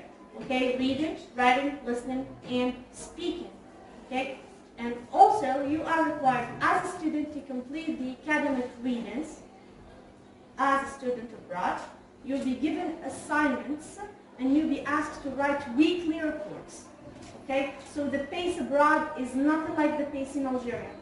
Okay, you are on the weekly basis asked to write and to produce articles and reports. Not to mention that you need to address the administration and your own supervisor. Okay, because each team of nurses is headed by a supervisor who happens to be a doctor or chief nurse. All right, next slide, please. Also, the students will need to speak a variety of genres, giving oral presentations within classes, verbal nursing shifts, handovers when you have your practical, let's say, period in the hospital. And of course, you need to address the fact that you'll be carrying both formal English with your supervisor, with your teachers, with your administration, and informal English with patients you'll be dealing with in the hospital when you have your training. All right? On the placement, there are particular recurring communicative tasks. You need to listen to instructions, informing others, asking questions, and translating, as Dr. Bazid will carry on later, okay, technical information into simplified language for patients. For instance, a patient cannot understand a very scientific medical terminology. Therefore, you're asked to simplify it for him so he can understand what's the next step of his curing will be. Next slide, please. And later on, as their competence, nurses who are taking their education abroad develops, students will increasingly require good verbal production skills in order to converse with co-workers in professional capacity and to record official information concisely, as well as require the ability to use colloquial speaking skills to interact with patients. Next slide, please. Now, what are the main problems internationally, okay, faced by nursing students who are not English, not Americans, and not Australians? All right. Now, first of all, students complain about not knowing the meaning of particular words when a doctor addresses them or a teacher addresses them. The second problem is wanting people to speak slowly, stay on slow or using slow pace. The third problem is the need for more time to understand and to speak. The fourth problem is not only the pronunciation of certain words. Let's say in Algeria you have the effect of French. Words ending with sion, you should mention them as either shin or jin. This is a serious problem of pronunciation. And being unable to skim and read and coping with their own and others' frustration when communication breaks down. Let's say when a patient is talking to you, you are supposed to communicate fluently.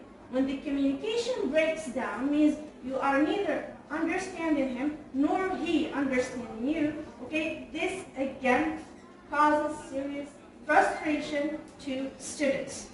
Right, next slide please.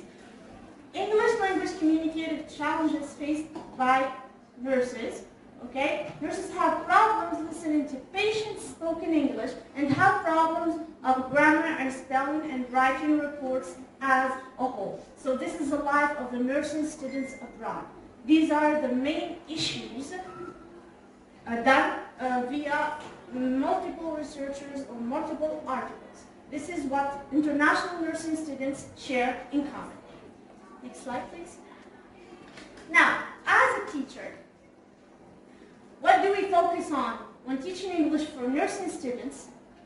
First of all, vocabulary acquisition, because it became a major focus in university level assistance programs. Students cannot be expected to learn all new words initially, okay, or incidentally, but this is done through academic readings and writings. So this is an effort shared between us as teachers and you as nursing students.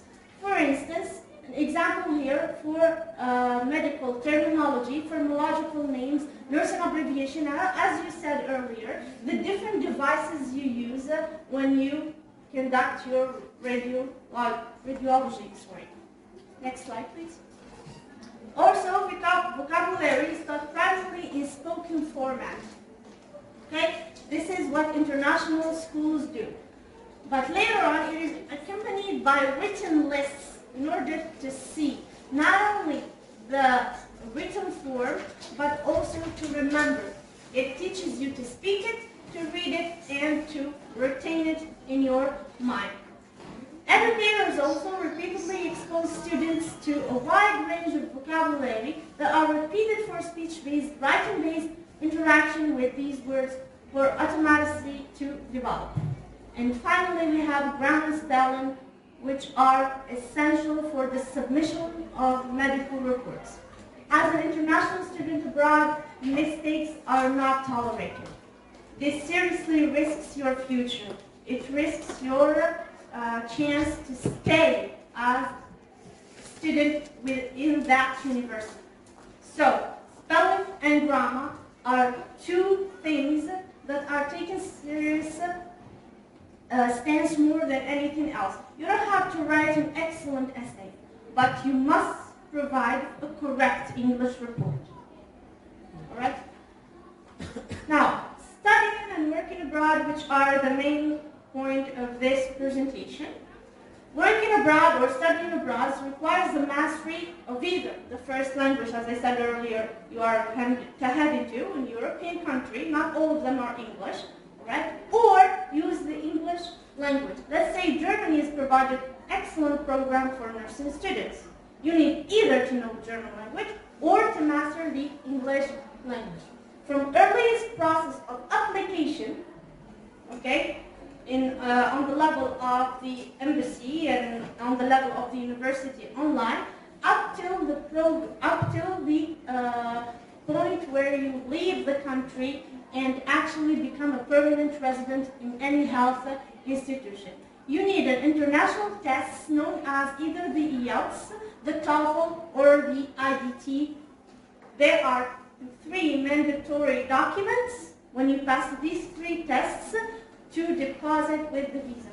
If you do not succeed in the IELTS, the TOEFL, or the IDT exam, you're not considered even for this chance. Okay, you will be dismissed no matter how excellent nurse you are. Okay, next slide please. Now, what is the process of application, let's say briefly? Of course, from translating your documents and from applying, first of all, you need to circle the countries of your interests. Okay? Where do you want to live or where do you want to work as a nurse? Okay? Each one has a different dream than the other. Second, check the number of programs available for international students, because not all countries provide nursing programs for international students. Sometimes the university requires you to be a native citizen of that country. So you need to check the international programs, not the national ones. Thirdly, you need to select what works best for you. Either you're looking for an internship or a scholarship. Okay? You need to make the difference between the two. You need to know, in terms of scholarship, you must decide either you want it fully funded, means you're paying for nothing, or partially funded. That means you're paying an amount and the university that you are heading to is going to pay the other amount for your studies.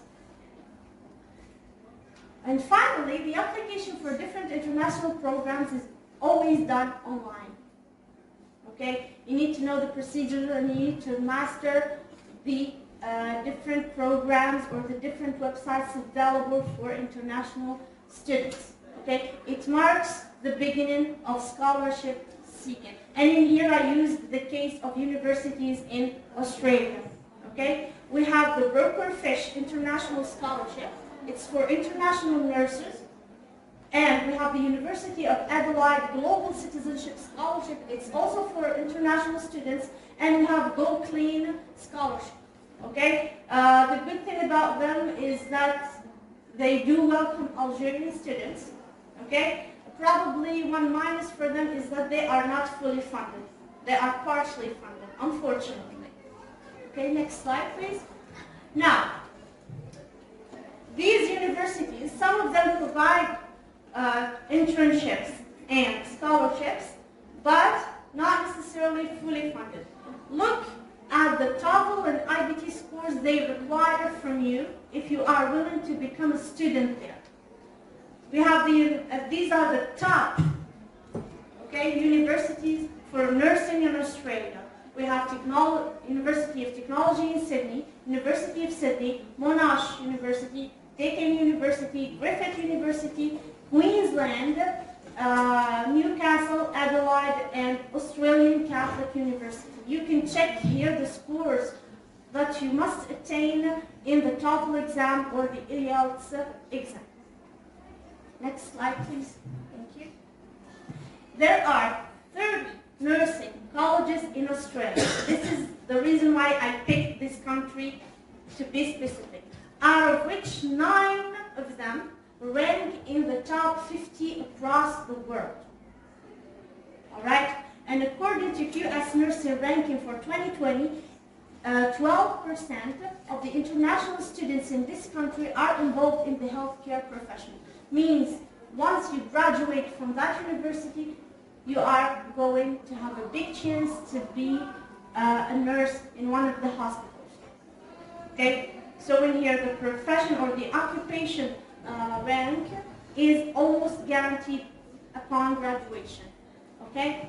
And the second thing is that Australia offers the 3rd highest salary for nurses when compared to other countries in the world. Not to mention that it is safe, place for a good nursing career if you are willing to be a student, then a nurse abroad. Right? Next slide. Now, as a work, let's say you've graduated and you're not interested in studying abroad and you just want the occupation, not the school. First of all, the process of application as a worker needs to circle, again, the countries of your own interest. What triggers your mind? The second is to check the immigration department programs and qualifications in the embassy official websites. All of the programs, if you're willing there to be a resident as a worker, which means a working visa, not a student visa, Okay, you need to check the programs on the embassy website and select what is compliant to your skills and education. If they are asking for nurses, do not go as a doctor. And if they're asking for doctors, do not apply as a nurse because you're going to be refused. Right? They're very picky and they are very precise about this. Next slide, please. Now, the main question you would like to ask me probably is what is the difference between the TOEFL and the IELTS? If they are both international tests you need to pass for having the visa in English-speaking country. Now, first difference between them is the type of the questions when passing the tests. Okay? The type of the questions. For the TOEFL exams, questions are almost entirely based on multiple choices. Okay? Whereas in the IELTS, it requires you to respond to a range of different question types as short answers, gap filling, and short essay writing. This is why you need to master the 4 skills, because you're going to be asked to mark or to write short essays. The second difference between the 2 international tests is the timing. Now, the IELTS is significantly shorter than the TOEFL. The IELTS takes 2 hours and 40 minutes, whereas the TOEFL takes about 4 hours to complete. Okay? My experience as an international student, I passed the TOEFL exam and trust me, it is exhausting. You need to double check everything and to question everything you produce, even if you are sure you are correct.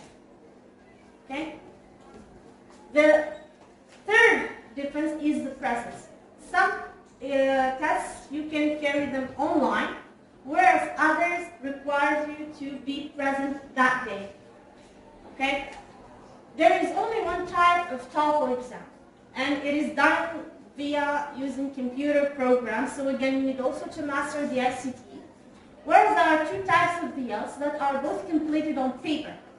Okay, the IELTS are not given any computer programs to check. Students applying for English-speaking territory programs will need to sit for academic IELTS, whereas in general training exams used to meet immigration and some occupational requirements only. The other difference between the 2 is the problem solving. Okay, they have different, the IELTS and TOEFL, I mean, have different modes of thought in problem solving.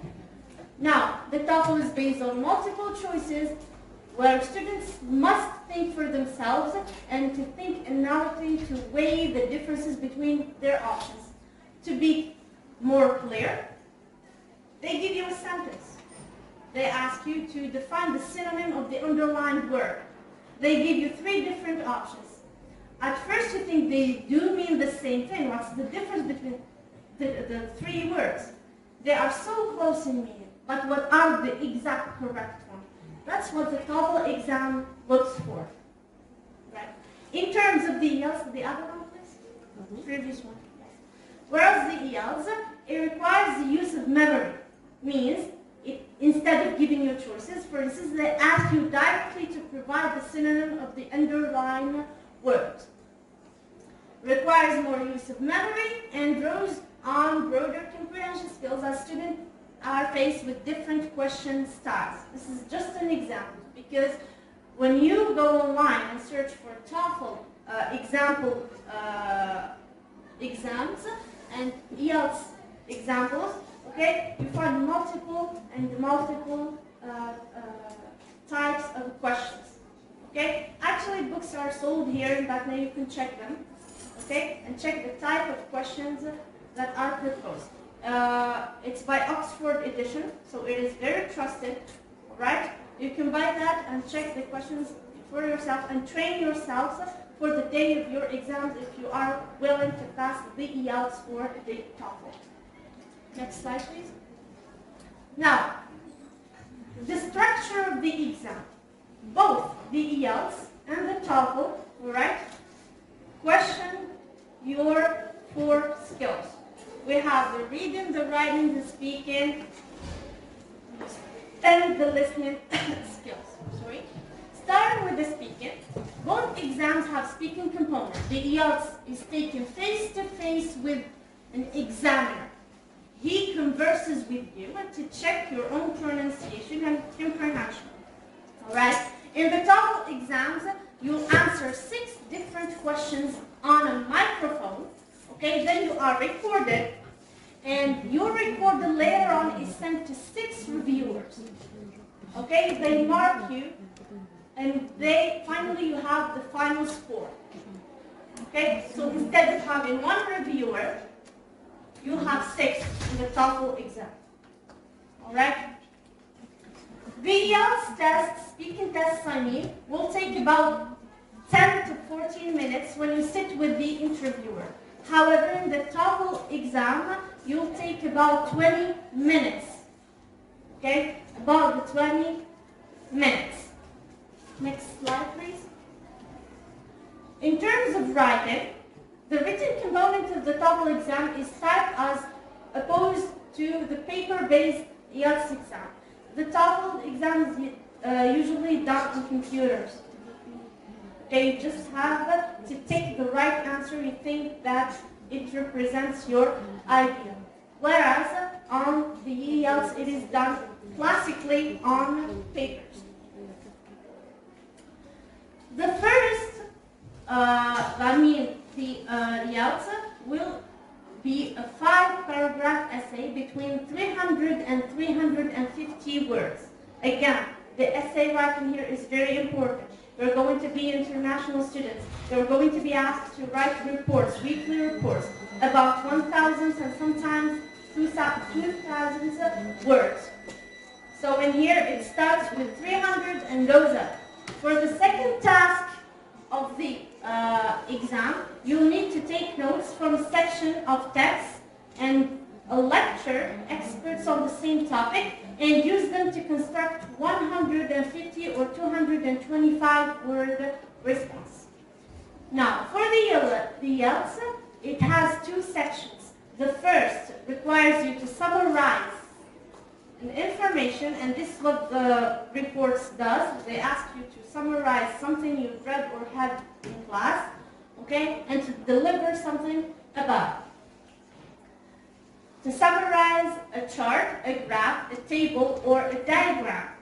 Whereas the second section of the IELTS, it asks you to write 200 or 250 word response to a prompt that offers a point of view, an argument, or asks you to write a particular language style. Let's say they ask you to write in an argumentative way or a narrative way. For the reading part, okay, the reading tests for both exams are quite similar. They're more than they are different. For the TOEFL reading test, it is made of 3 to 5 reading sections. You will have 20 minutes to complete. Each drawn from academic content you'd likely to encounter in your classroom. You will have to answer a series of multiple choice questions testing how well you've understood the texts proposed to you. Alright? For the IELTS, it has 3 sections instead of 5. You have also 20 minutes long and with text academic in nature, but with a wider range of... Next slide? No. Zoom. No, pardon. She wants.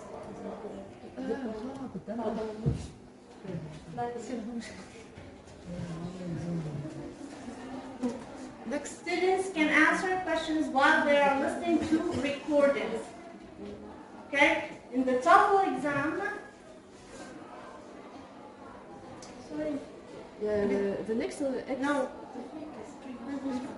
In the IELTS, I said it has 3 sections, 20 minutes long, and you can answer them via filling the gaps kind of activity. Okay? Questions are designed to test how well you understood the language. Next slide, please. For the listening, okay, the TOEFL and the IELTS vary significantly vary. Okay? For the TOEFL listening test, it is between 40 and 60 minutes long. Okay, and it involves you listening to experts from university lectures or conversation on a university campus. You'll need to take notes while listening and answer multiple choices questions based on what you have heard from that lecture. So again, it is very academic. In the IELTS, students can answer questions while they are listening to the recordings. Okay, it is done simultaneously. You need to respond to a number of different question types and exercises of different lengths. That was all for my presentation. I hope you got the information you needed. But what you need to bear in mind is that the TOEFL and the IELTS exam are two international tests based for everybody, not only for nursing students or a medical student. Okay, there are no English for specific purposes. It is very general yet academic English. Okay, you just have to train yourself before the exam. And though the TOEFL is very hard, all right, but you still can do it as an Algerian student, as one brilliant Algerian student. Thank you all for listening. Thank you for the precious information and your presentation. Now we will continue with Ms. Benzid Selma. Good afternoon, everyone.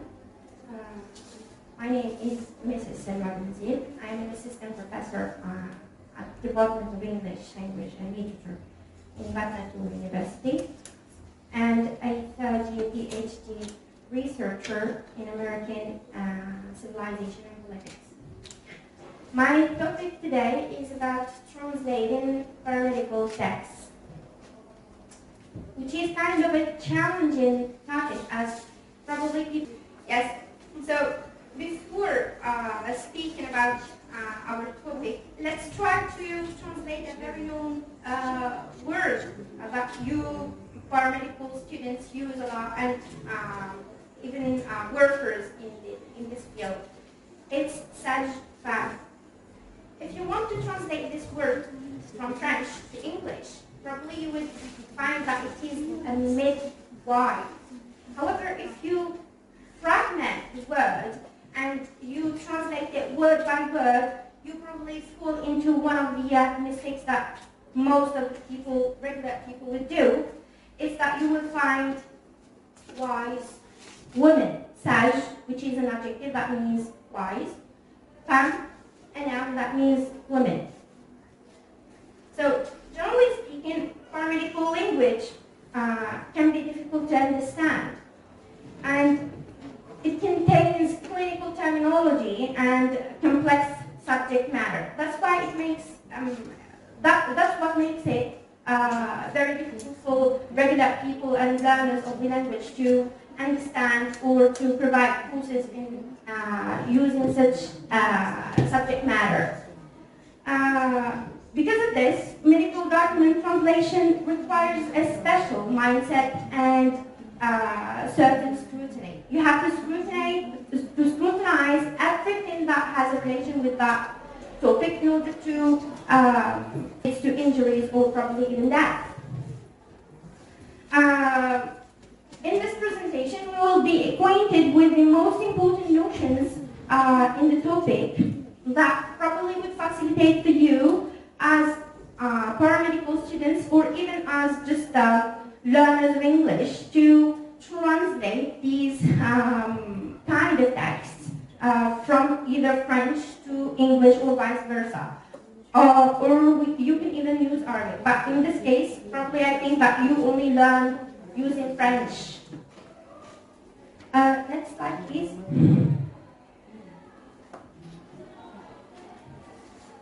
First thing, let's try to discuss why is medical and paramedical translation needed.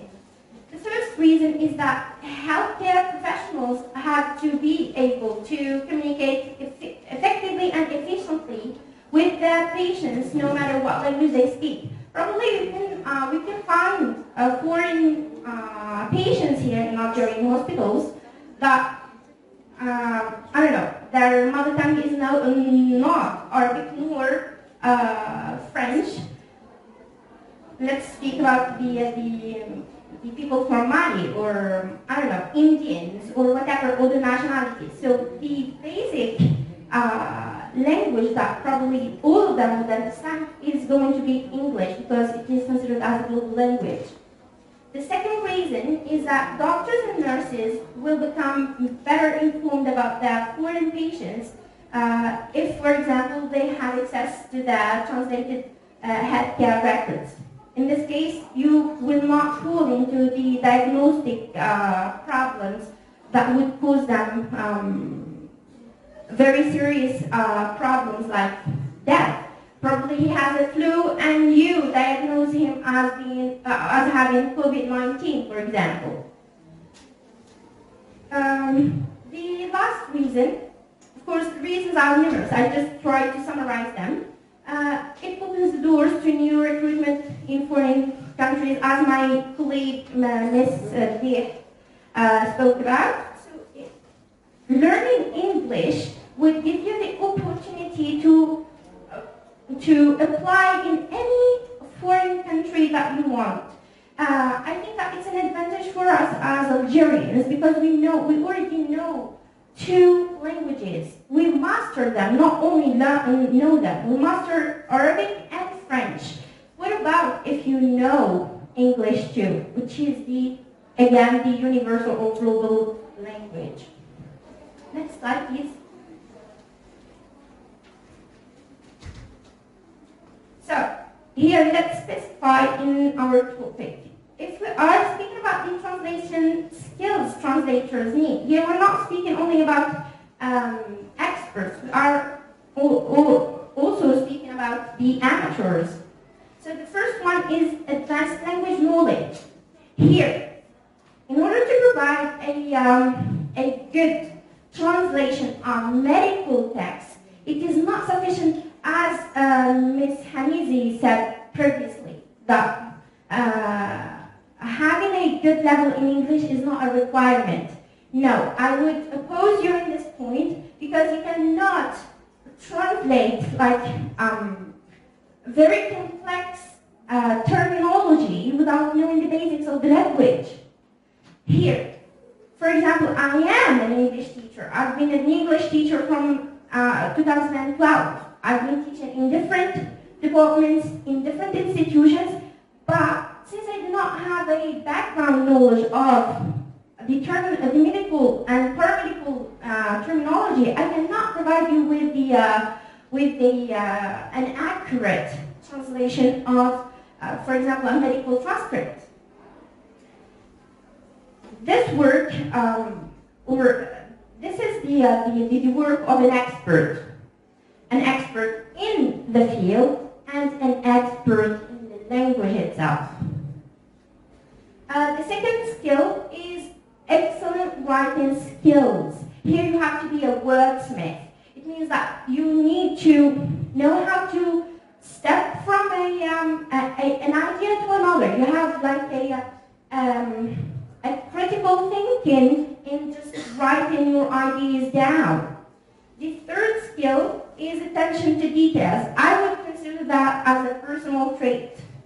To be attentive, to pay attention to details would just prevent you from falling into or from making mistakes. Now, the last one is sound translation and review processes. Probably you can make correct and accurate translations. However, if you do not have a sane spirit of making ideas joined in an aesthetic way, that would cause a problem. Next slide, please.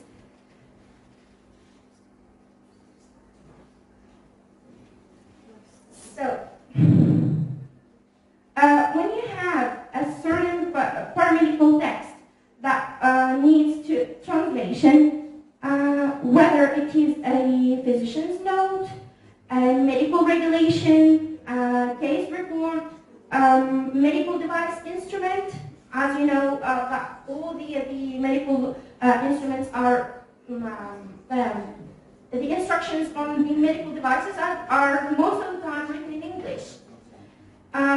You need to pass by 5 steps in the translation process. So the first one is overview. This overview here, you need to scope out the whole context of the paper in your hands. You need to know about the length of the text, the style of the text, the context itself, and then to pick out the key terms that probably would pose you a problem and that unless you would search about them. Now, the second step, it is the initial translation. Later on, we're going to see how are you going to translate. This initial translation is considered as drafting. You would just try to translate either term by term, or you use different methods that we're going to see or tackle later on. Now, accuracy check, because probably you would have different interpretations of expressions. Here, in this step, the accuracy check is to check your translated term with the context, if it is suitable or not. Now, the fourth step, probably you think that it is not that important, but actually it is. Psychologically speaking, you need to clear up your mind, at least for a fortnight or for a few hours, if you don't have time. It's like the preparation to the next or the final step, which is the final polishing. Here, after checking the accuracy, after clearing up your mind, you would reread again your text and find out whether you wrote it right or not. Next slide, please. Now, we move to the translation strategies. As I've told you before, the initial translation would pass by one of these strategies. If you want to ask about the difference between a strategy and a method is a method of translation deals with the text as a whole, but a strategy is can be part of that method. For example, if you have the human method of translating, you take it to a professional translator to translate it to you. This is a method. This translator would use different strategies in translating just a single paragraph depending on the context and different other criteria. For example, the first one is borrowing. Borrowing, it means, probably you would find it in other documents, they say loan. Here, it means that you're going to bring a certain term from another language and put it as it is in the target language. We have, for example, vitamin. Vitamin, it's in English. In French, it is vitamine. In Arabic, it is vitamin. It is the same word that means the same thing, but in different languages. It's like they borrowed the same word from different languages. Now, calc, it is the second technique. It's kind of you adopt the structure of the source language. For example, we have an anti-calc. So, as a calc in English, it is going to be anti-body. Calc, it is body in English. It is like they. Do you remember the calc, that paper, that transparent paper? Yeah, but it has to suit your own language. Now the third type, it's literal translation. It means you translate it word by word. I think that it is not a good strategy that could be used in medical or paramedical translation, because that would lead you into confusion. Here, you're going to translate a word, like you have a certain sentence, you're going to translate it word by word, literally. the exact meaning of that word. Now, we have transposition, which involves moving from one grammatical category to another without altering the meaning of the text.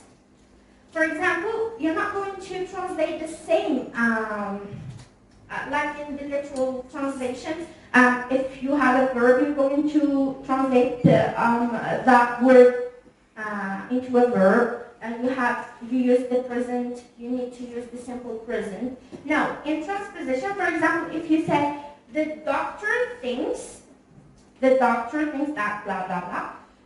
Here, the doctor is a subject, and it is a noun. Thinks is a simple present verb. Yes, but if you translate it to French, you can start by saying, selon le médecin. What is the subject and the verb in this simple present? There isn't, but they mean the same thing. However, this is called transposition. Now, modulation is to retain the meaning, but you change the form of the text. For the equivalence or reformulation, you're not going to translate it word by word, but you try to search for the equivalent term in that target language. Now, for the adaptation, it happens a lot because we have kind of cultural conflicts with the Westerners, for example, as being an Islamic country. There are some terms that you cannot use them directly from, for example, Arabic to English or French, so you have to adapt them with your own culture. Next slide, please. So here, I try to give you some simple paramedical terminology. I guess that probably all the students would know that. Like patient, nurse, midwife, laboratory assistant, X-ray technician, physiotherapist, dialysis technician, pre and post operational care, first aid care, treatment, medicine, injections, blood pressure monitor, glucometer, first aid kit, and blood collection tubes. Next slide, please. Here are some funny paramedical translation mistakes, especially if you use the literal translation. Yes. For example, you have your wife is stable. They are speaking about the medical state of that woman. So if you translate it in another language, then you turn it back to English, you would get your wife cannot fall over. It's like if she is stable as a stick and she's going to fall over. This is a huge mistake. Let's choose another one. Yes, the second one is the best. Your husband had a cardiac arrest. It's kind of a heart condition. Yes, your husband's heart was imprisoned. Your husband's heart got caught by the police and he was taken to prison. Yes, this is a huge mistake. Let's move to the fourth. Your wife needs to be ventilated. She should be helped by respiratory devices. Then they said your wife needs to be aired. What does that mean? It's nonsense. Yes. Would you please move to the next one, please? So, in the end, we should say that medical or paramedical translation is a translation of technical, regulatory, clinical, or marketing documentation, software, or training curriculum for the pharmaceutical, medical device, or healthcare fields like your field. Aside from the linguistic skills, it requires specific training and subject matter knowledge in order to translate medical content because of the highly technical, sensitive, and regulatory nature of medical text. Here, not anyone can provide you with accurate translation on medical text. That's why I would insist on the fact that you have a gem between your hands. You already know lots about your field of study. Study English as a foreign language in schools or by yourselves in order to be proficient translators of your medical text, whatever, transcripts or case records or whatever. Thank you so much for your attention, and thank you for having me today. It's like a huge honor to me to be with you.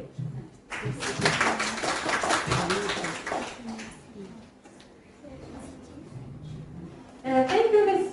Benzid. It is a very valuable introduction and intervention.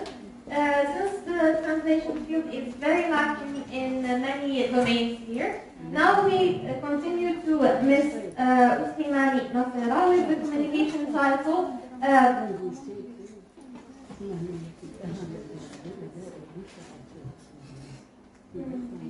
English language in medicine. So, would you please go to the stage?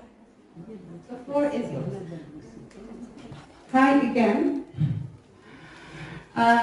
So my topic is about English language in medicine and nursing. Next. As we said this morning, the English is a global language, so it is very important and it is necessary to master it. And its teaching and learning equals economic and social progress. Next. We know that 80% of scientific information and knowledge are written and stored electronically in English.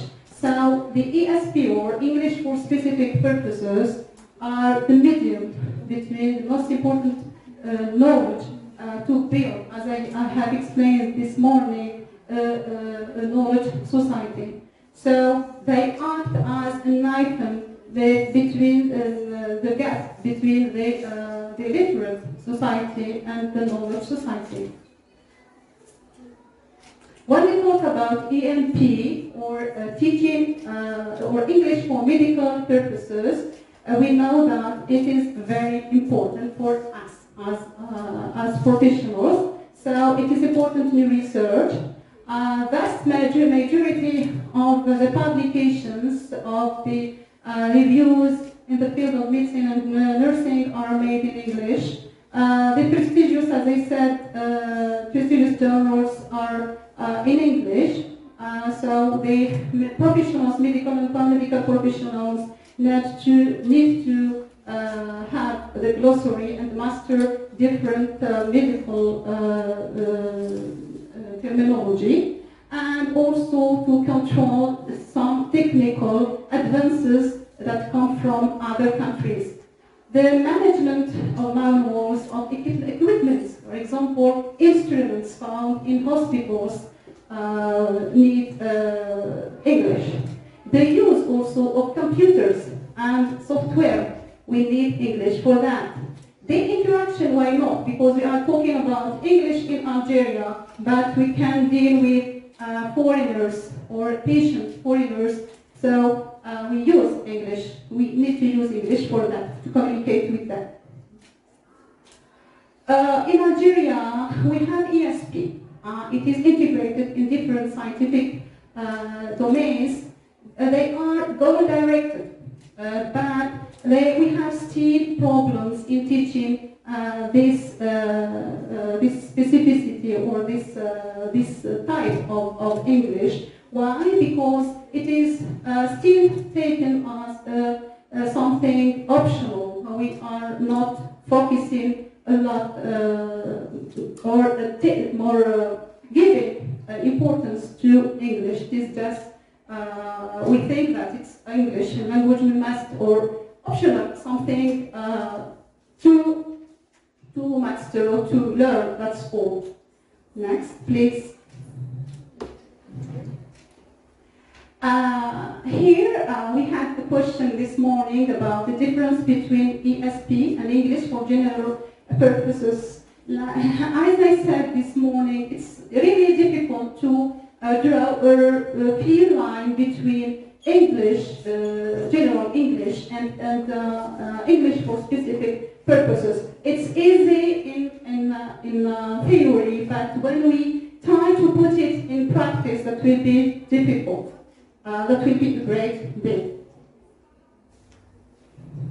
But we can make some differences between the two. For example, ESP is recognized as learner-centered, whereas general English is language-centered. That means that in English for specific purposes, we concentrate, we focus on the learner and his or her needs. But in English, in general English, we focus on language as general, with its culture, with its literature, etc.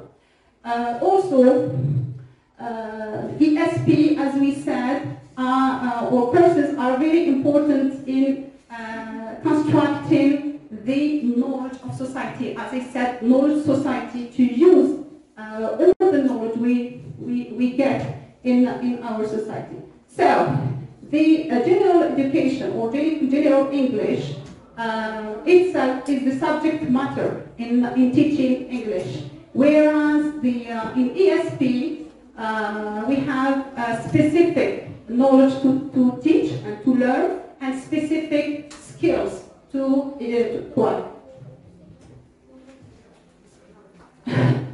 When we talk about teaching and learning process, because this is the problem in our country in general. When we talk about teaching ESP, we have a certain methodology. The first, the activities we have to respect or to apply. The first one, we said that the intention, or it is learner-centered, so we have to shape the input. We'll talk about that later. Encouraging the students to improving themselves and participating in their learning process, and managing the strategies. This is very important, to use strategies in teaching ESP, and also we're promoting practice. I think that there is another presentation where they talked about the practice. Practice is very important for students to master English as a language. The syllabus also is very important. This is also a problem we find in Algeria. There are no specific syllabi for teaching ESP. So the syllabus normally is based on the needs of the students. We have the needs, the analysis of the needs, and then we set or we design an ESP syllabus. So we have we have to respect the scientific concepts, and in our case, the medical concepts, and the knowledge of the topic. The topic must be emphasized on, and we have to make the higher standard of language, as we said this morning also. So we have both. We have the specialty or the specification of the skills in the domain, and we must have at least a master of language, of speaking and writing, the skills, the core skills. Yes. So the ESP process, we have teaching and learning process. Learners' needs. We focus on learners' needs, motivation, aptitudes, because the learners are very important, are central in this process. We have these strategies, as I said. It's important to set strategies to realize or to achieve the objectives we have set, and placing students in the center of learning process, and make them participate in the classroom and out the classroom. Here I'm talking about the practice, and using strategies to make the student or the learner participate in the classroom and out the classroom. So teaching or ESP, the learning in ESP is more individualized, specified to the learner than standardized. So, to design, this is also another problem found or encountered by our teachers, ESP teachers. We have to design a course, to design courses in ESP. And to design, it's normally a result of needs analysis. Before designing any course, any content, we have normally to study and to analyze the needs of the learners. The course is also, of course, normally it is based on the syllabus. The methodology used, or the different methodologies used in teaching are very important to take in consideration.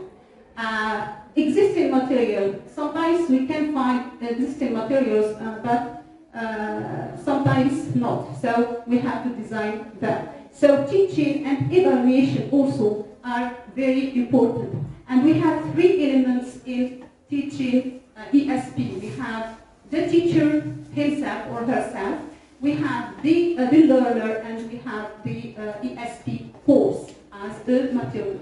Yeah?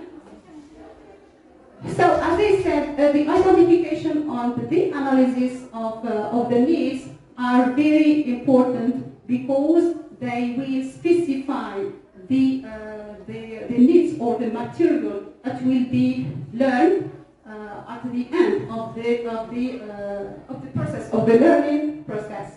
So when we talk about the needs, we can talk in ESP about the objectives, because we have objectives to attain at the end of the learning process.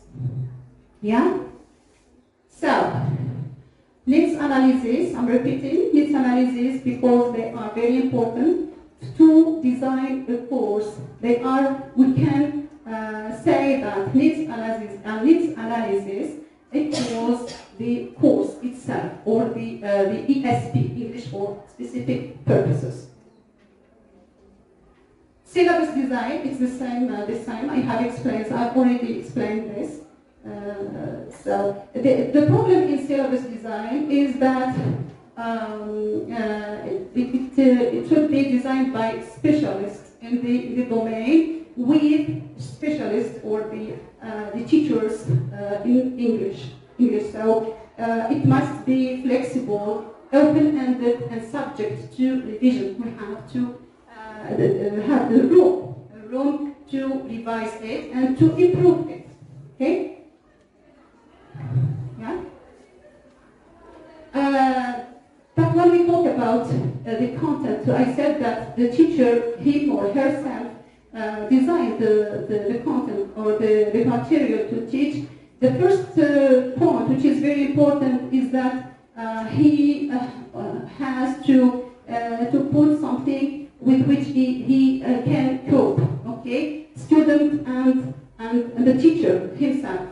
We have to use enjoyable activities to attract students and stimulate their thinking strategies, their thinking capacities. We have also to give them the opportunity to use their knowledge. They have already knowledge and their skills.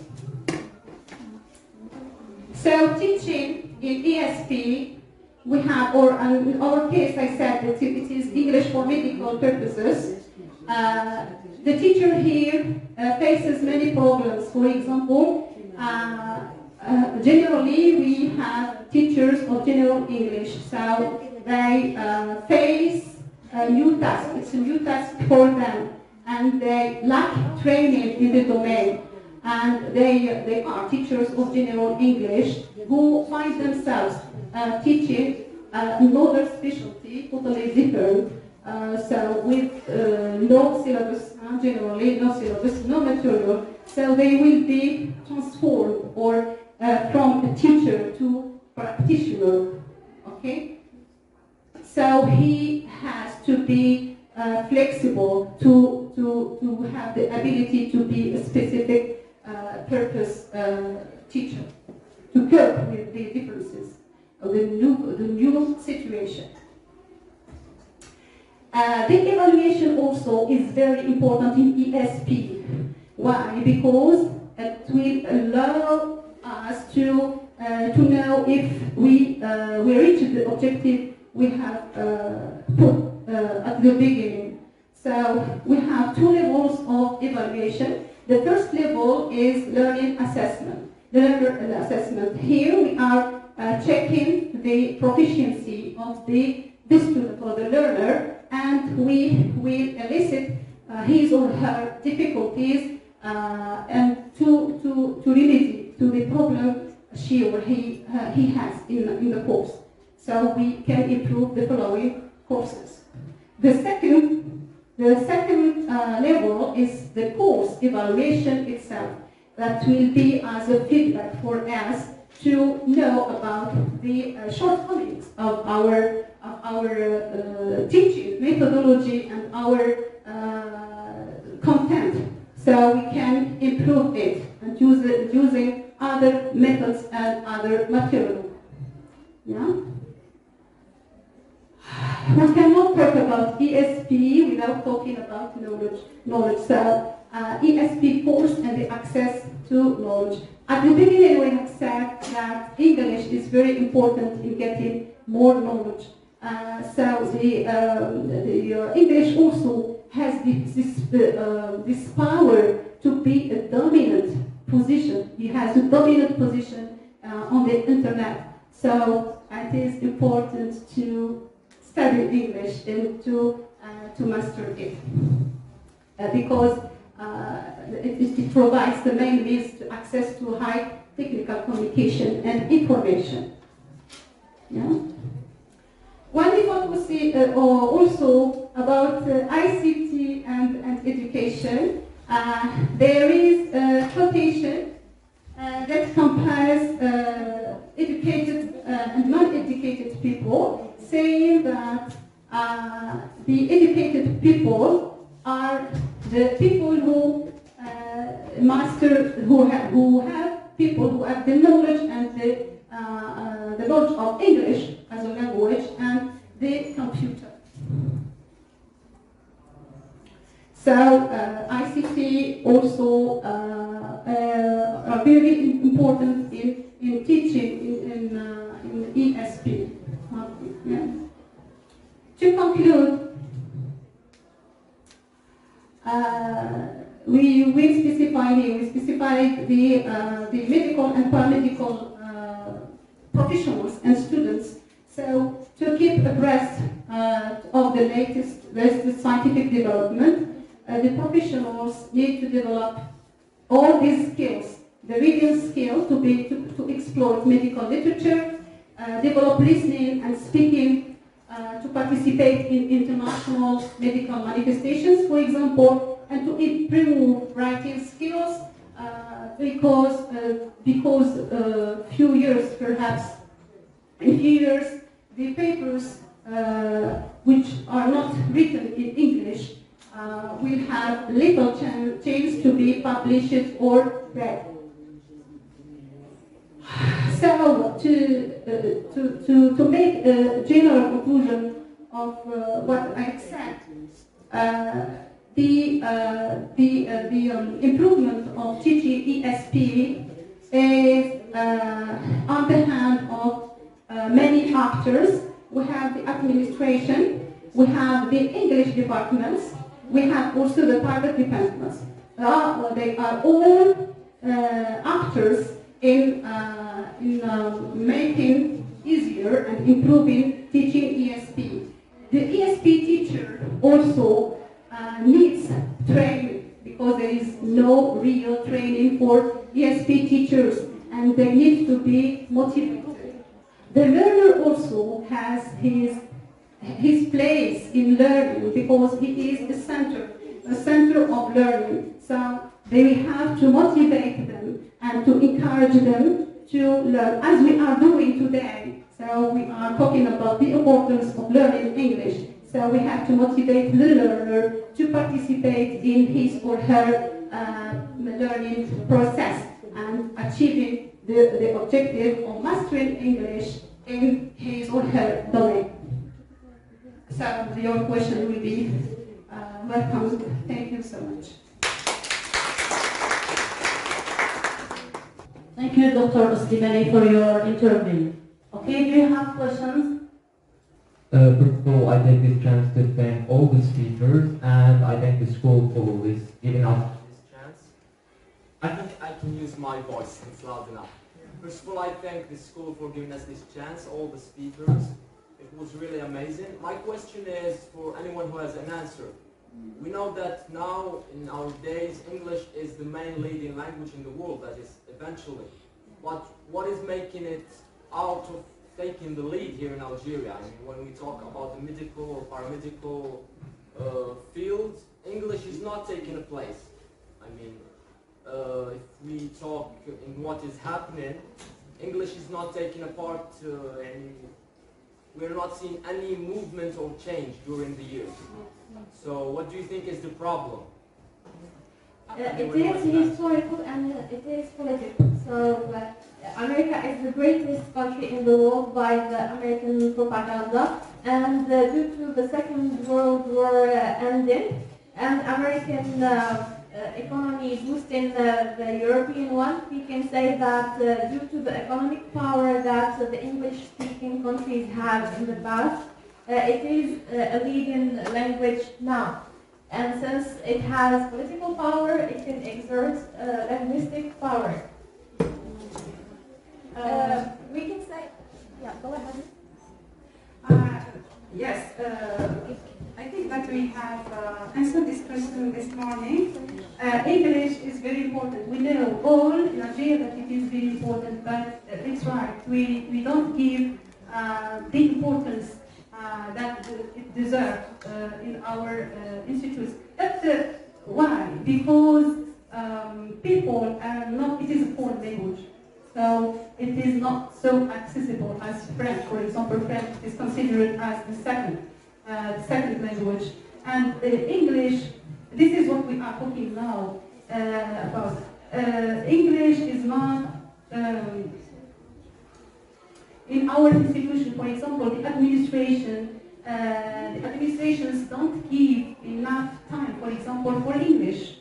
We have integrated English in different scientific domains, but we didn't give enough time. For example, we don't motivate students to learn English, but that's what we are doing. We're trying to do to motivate the students to learn more about English. But you have to know that nowadays, young people especially are very interested, and we have many young people who do master English as a foreign language. But in our universities and institutions, we are at the beginning of applying English. And as I said, it's an English for specific purposes. And there is another program, which is the training of the teachers for specific purposes. There is no training. So the students or the teachers with general English, when they are faced to another context, they generally improvise. They encounter many problems to apply themselves English in this topic. So to encourage others will be really difficult. But we can improve. There is hope to improve.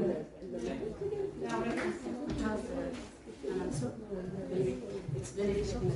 You know that language, when we say that English language here in Algeria is not dominant as the French language, because as we have studied in the university, they said to us that the language is power. When it is the power, language when it is a power, it means the government is behind it. So our government is not encouraging the English language at all. They are just encouraging the French language. Because of this, I think it's the English language is neglected. Thank you. Another question now. Yeah, my last question is for Ms. Zain. So I would like to ask her, what is the problem or the reason behind, for example, someone who is studying English teacher, for example, of the university, why should he pass the TOEFL exam? Is his, for example, certification doesn't allow him to go directly without passing the start of exams. And thank you. To another. Some countries, if you're an English student, do not really make the TOEFL or the IELTS exam mandatory. As long as you have a certificate that proves you are an English graduate, you do not need the English test again. Some universities say no. You need to pass the test if you are willing to get the acceptance letter in order to travel. So in here, it depends on the requirement of the university you are heading to, once. And second, you need also to check the immigration department of that country. Okay? Okay. Thanks.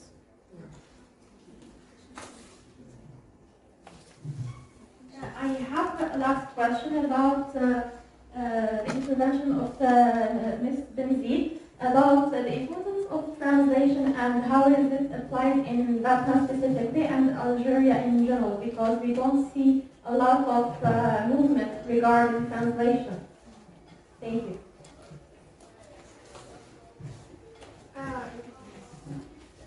Thank you for that important question. As a personal opinion, I would blame the students of that field for not encouraging such kind of activities.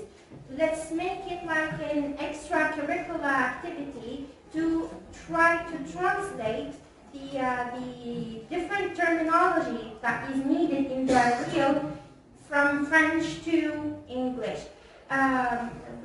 Nobody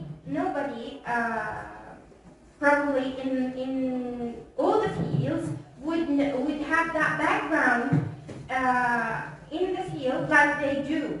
So it is not a big deal just to study English and turn it into like the general English, and then you will specialize much more in English for specific purposes. Here you study more for the parametrical field. Yes. Thank you. So I would like to thank all our guests, especially Ms. Delay and Ms. Benzid from University BATNA 2, and all the participants who participated in their communication and their intervening. So we conclude our, not yet?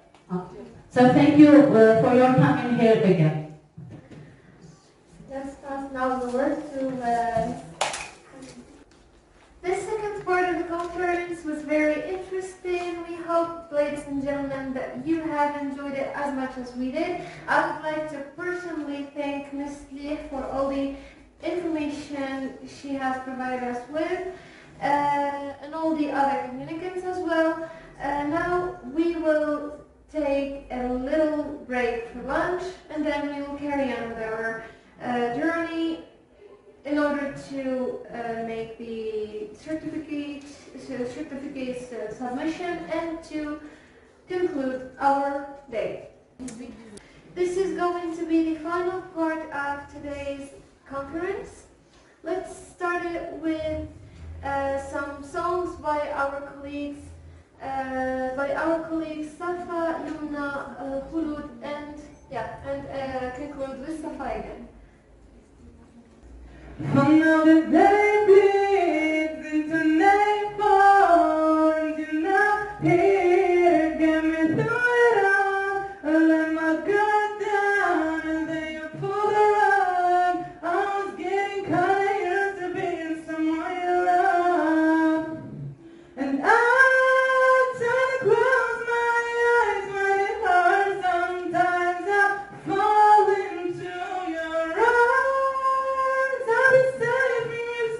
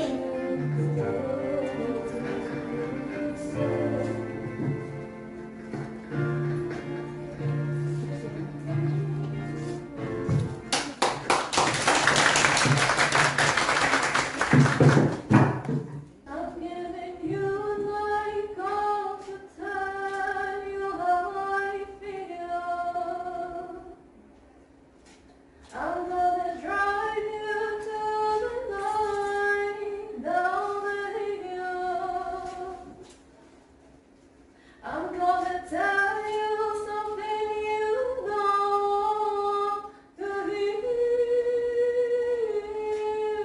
I'm gonna show you ways it's out, but now I'm here. There's something inside you,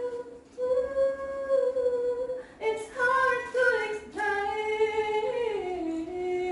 There's something inside you, boy, but you still stay.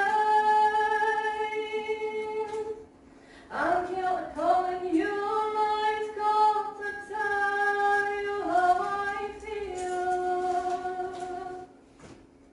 I'm gonna drive you to the light down the hill. I'm gonna tell you something you want to hear. I'm gonna show you ways that dark, but have no fear. There's something inside you, it's hard to explain. There's something inside you, boy, but you still the same, but you still the same, but you still the same.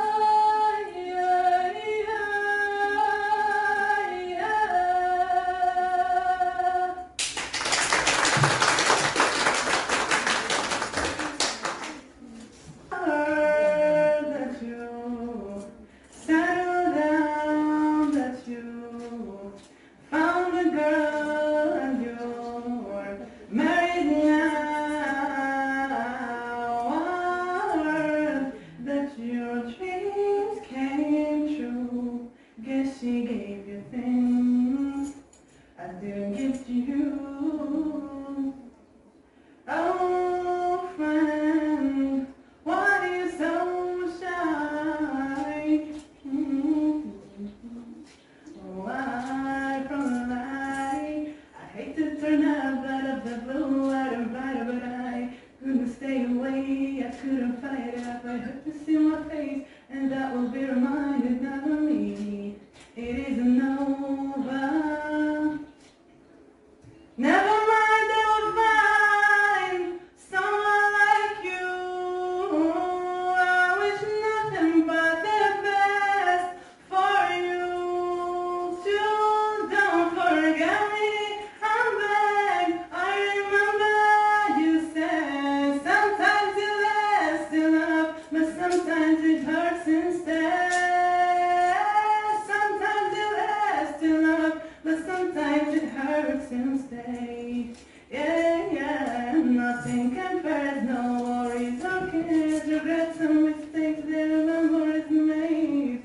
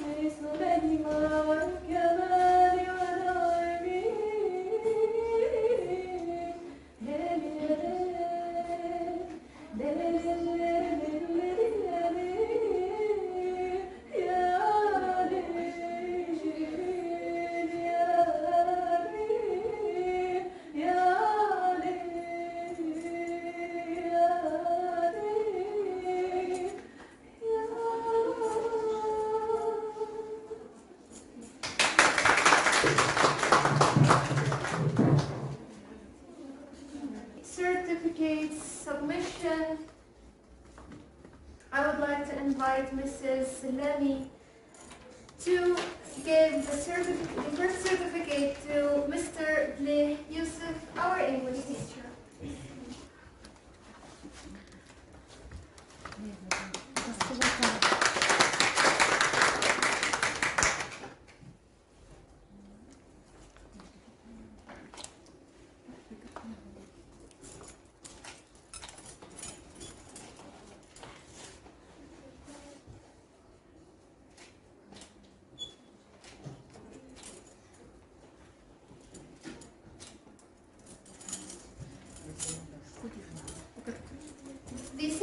one goes to Miss Leh Sohila, our dear guest.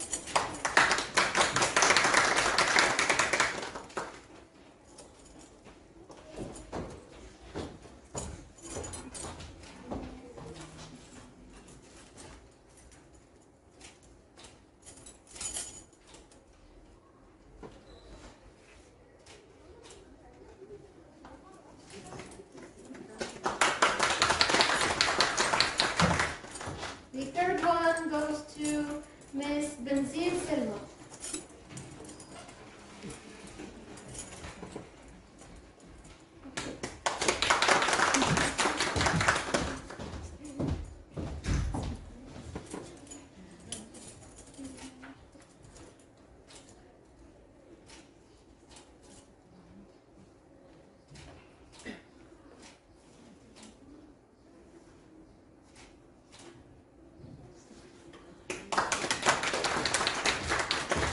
I would like to invite on stage Mrs. Masriya to give the next certificate to Miss Bin Maddour Asya. Bin Maddour Asya. Sorry.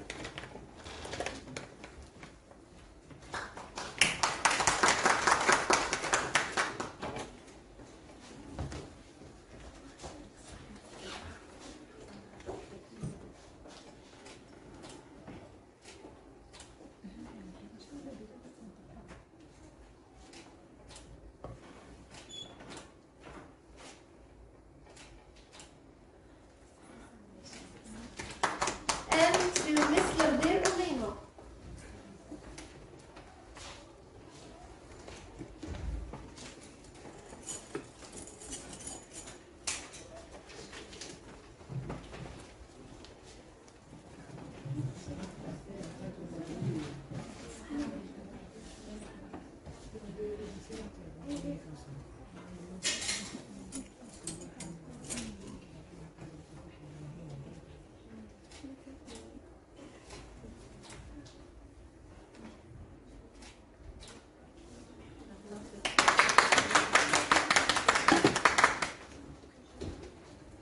And now I have the honor to give the next certificate to a very precious and dear person to me, to my childhood friend and my colleague for today, Lahwa Al-Afaf.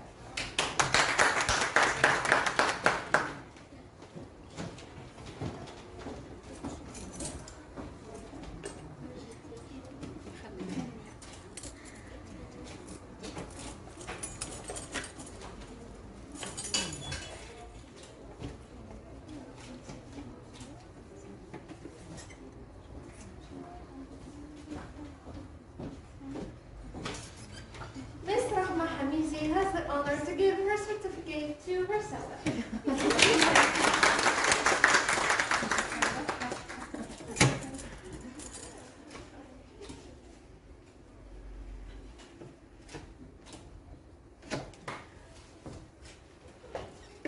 Our English teacher, Mr. Adli Yusuf, would like to give the next certificate to his teacher, Mrs. Usliman.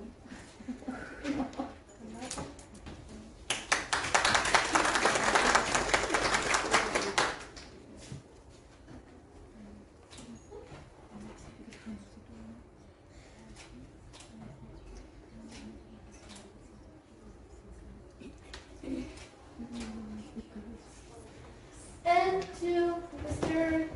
Adli, please could you stay on stand? To give the next certificate to Mrs. Gilfan Hayat.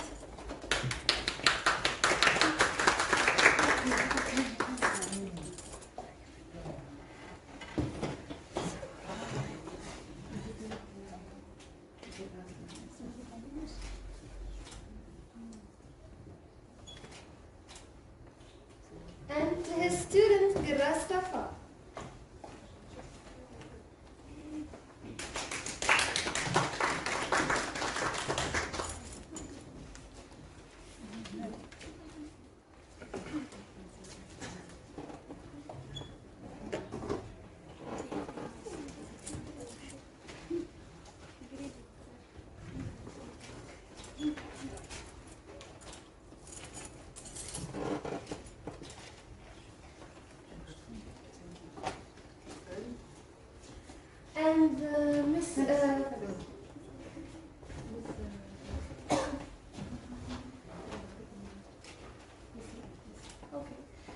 Miss Verdir Umeima has the honor to give the three certificates of participation to our three talented colleagues to thank them for their wonderful performance.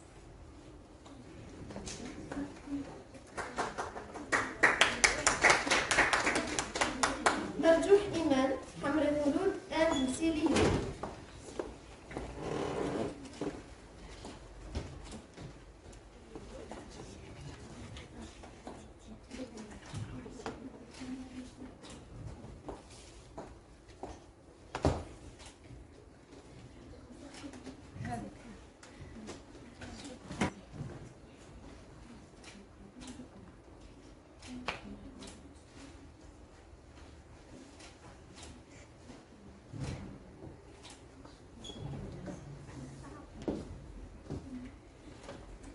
And the last word in today's conference goes to Mrs. Silami and Mrs. Giffen.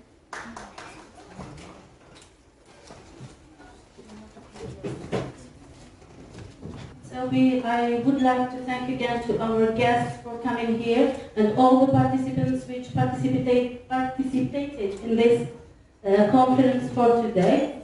I wish you are enjoying your coming here, because it is a fruitful day, is full of new information about the English language.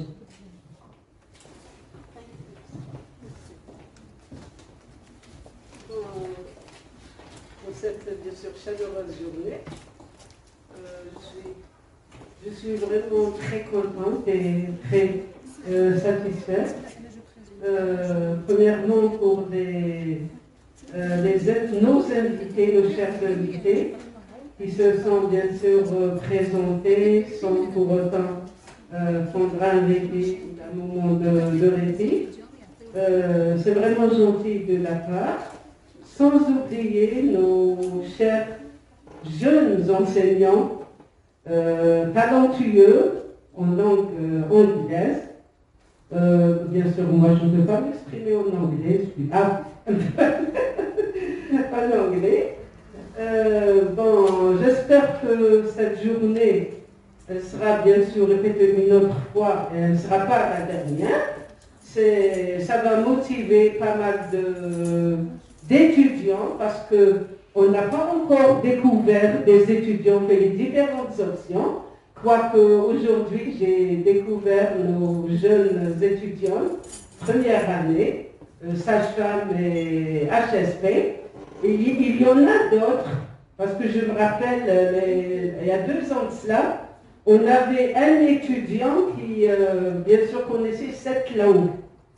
On a toujours, bien sûr, sollicité les journées scientifiques et pédagogiques. À chaque fois, le premier, bien sûr, l'ouverture, il disait toujours un mot tout à fait au début ou à la fin de nos journées. Je tiens aussi à vous remercier une dernière fois. Merci, merci beaucoup. Merci Madame Abdelaziz, qui est malade et malgré ça, elle est venue. Et je tiens à remercier le groupe, le bureau de la cellule de communication, Madame Benchadi, Madame Sultani Nabila, Madame Awa Houda. Merci encore.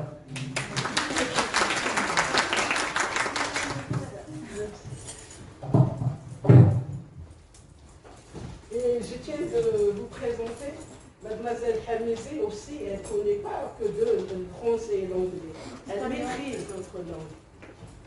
Elle حابة نبدا ما بغاتش تقول c'est vrai.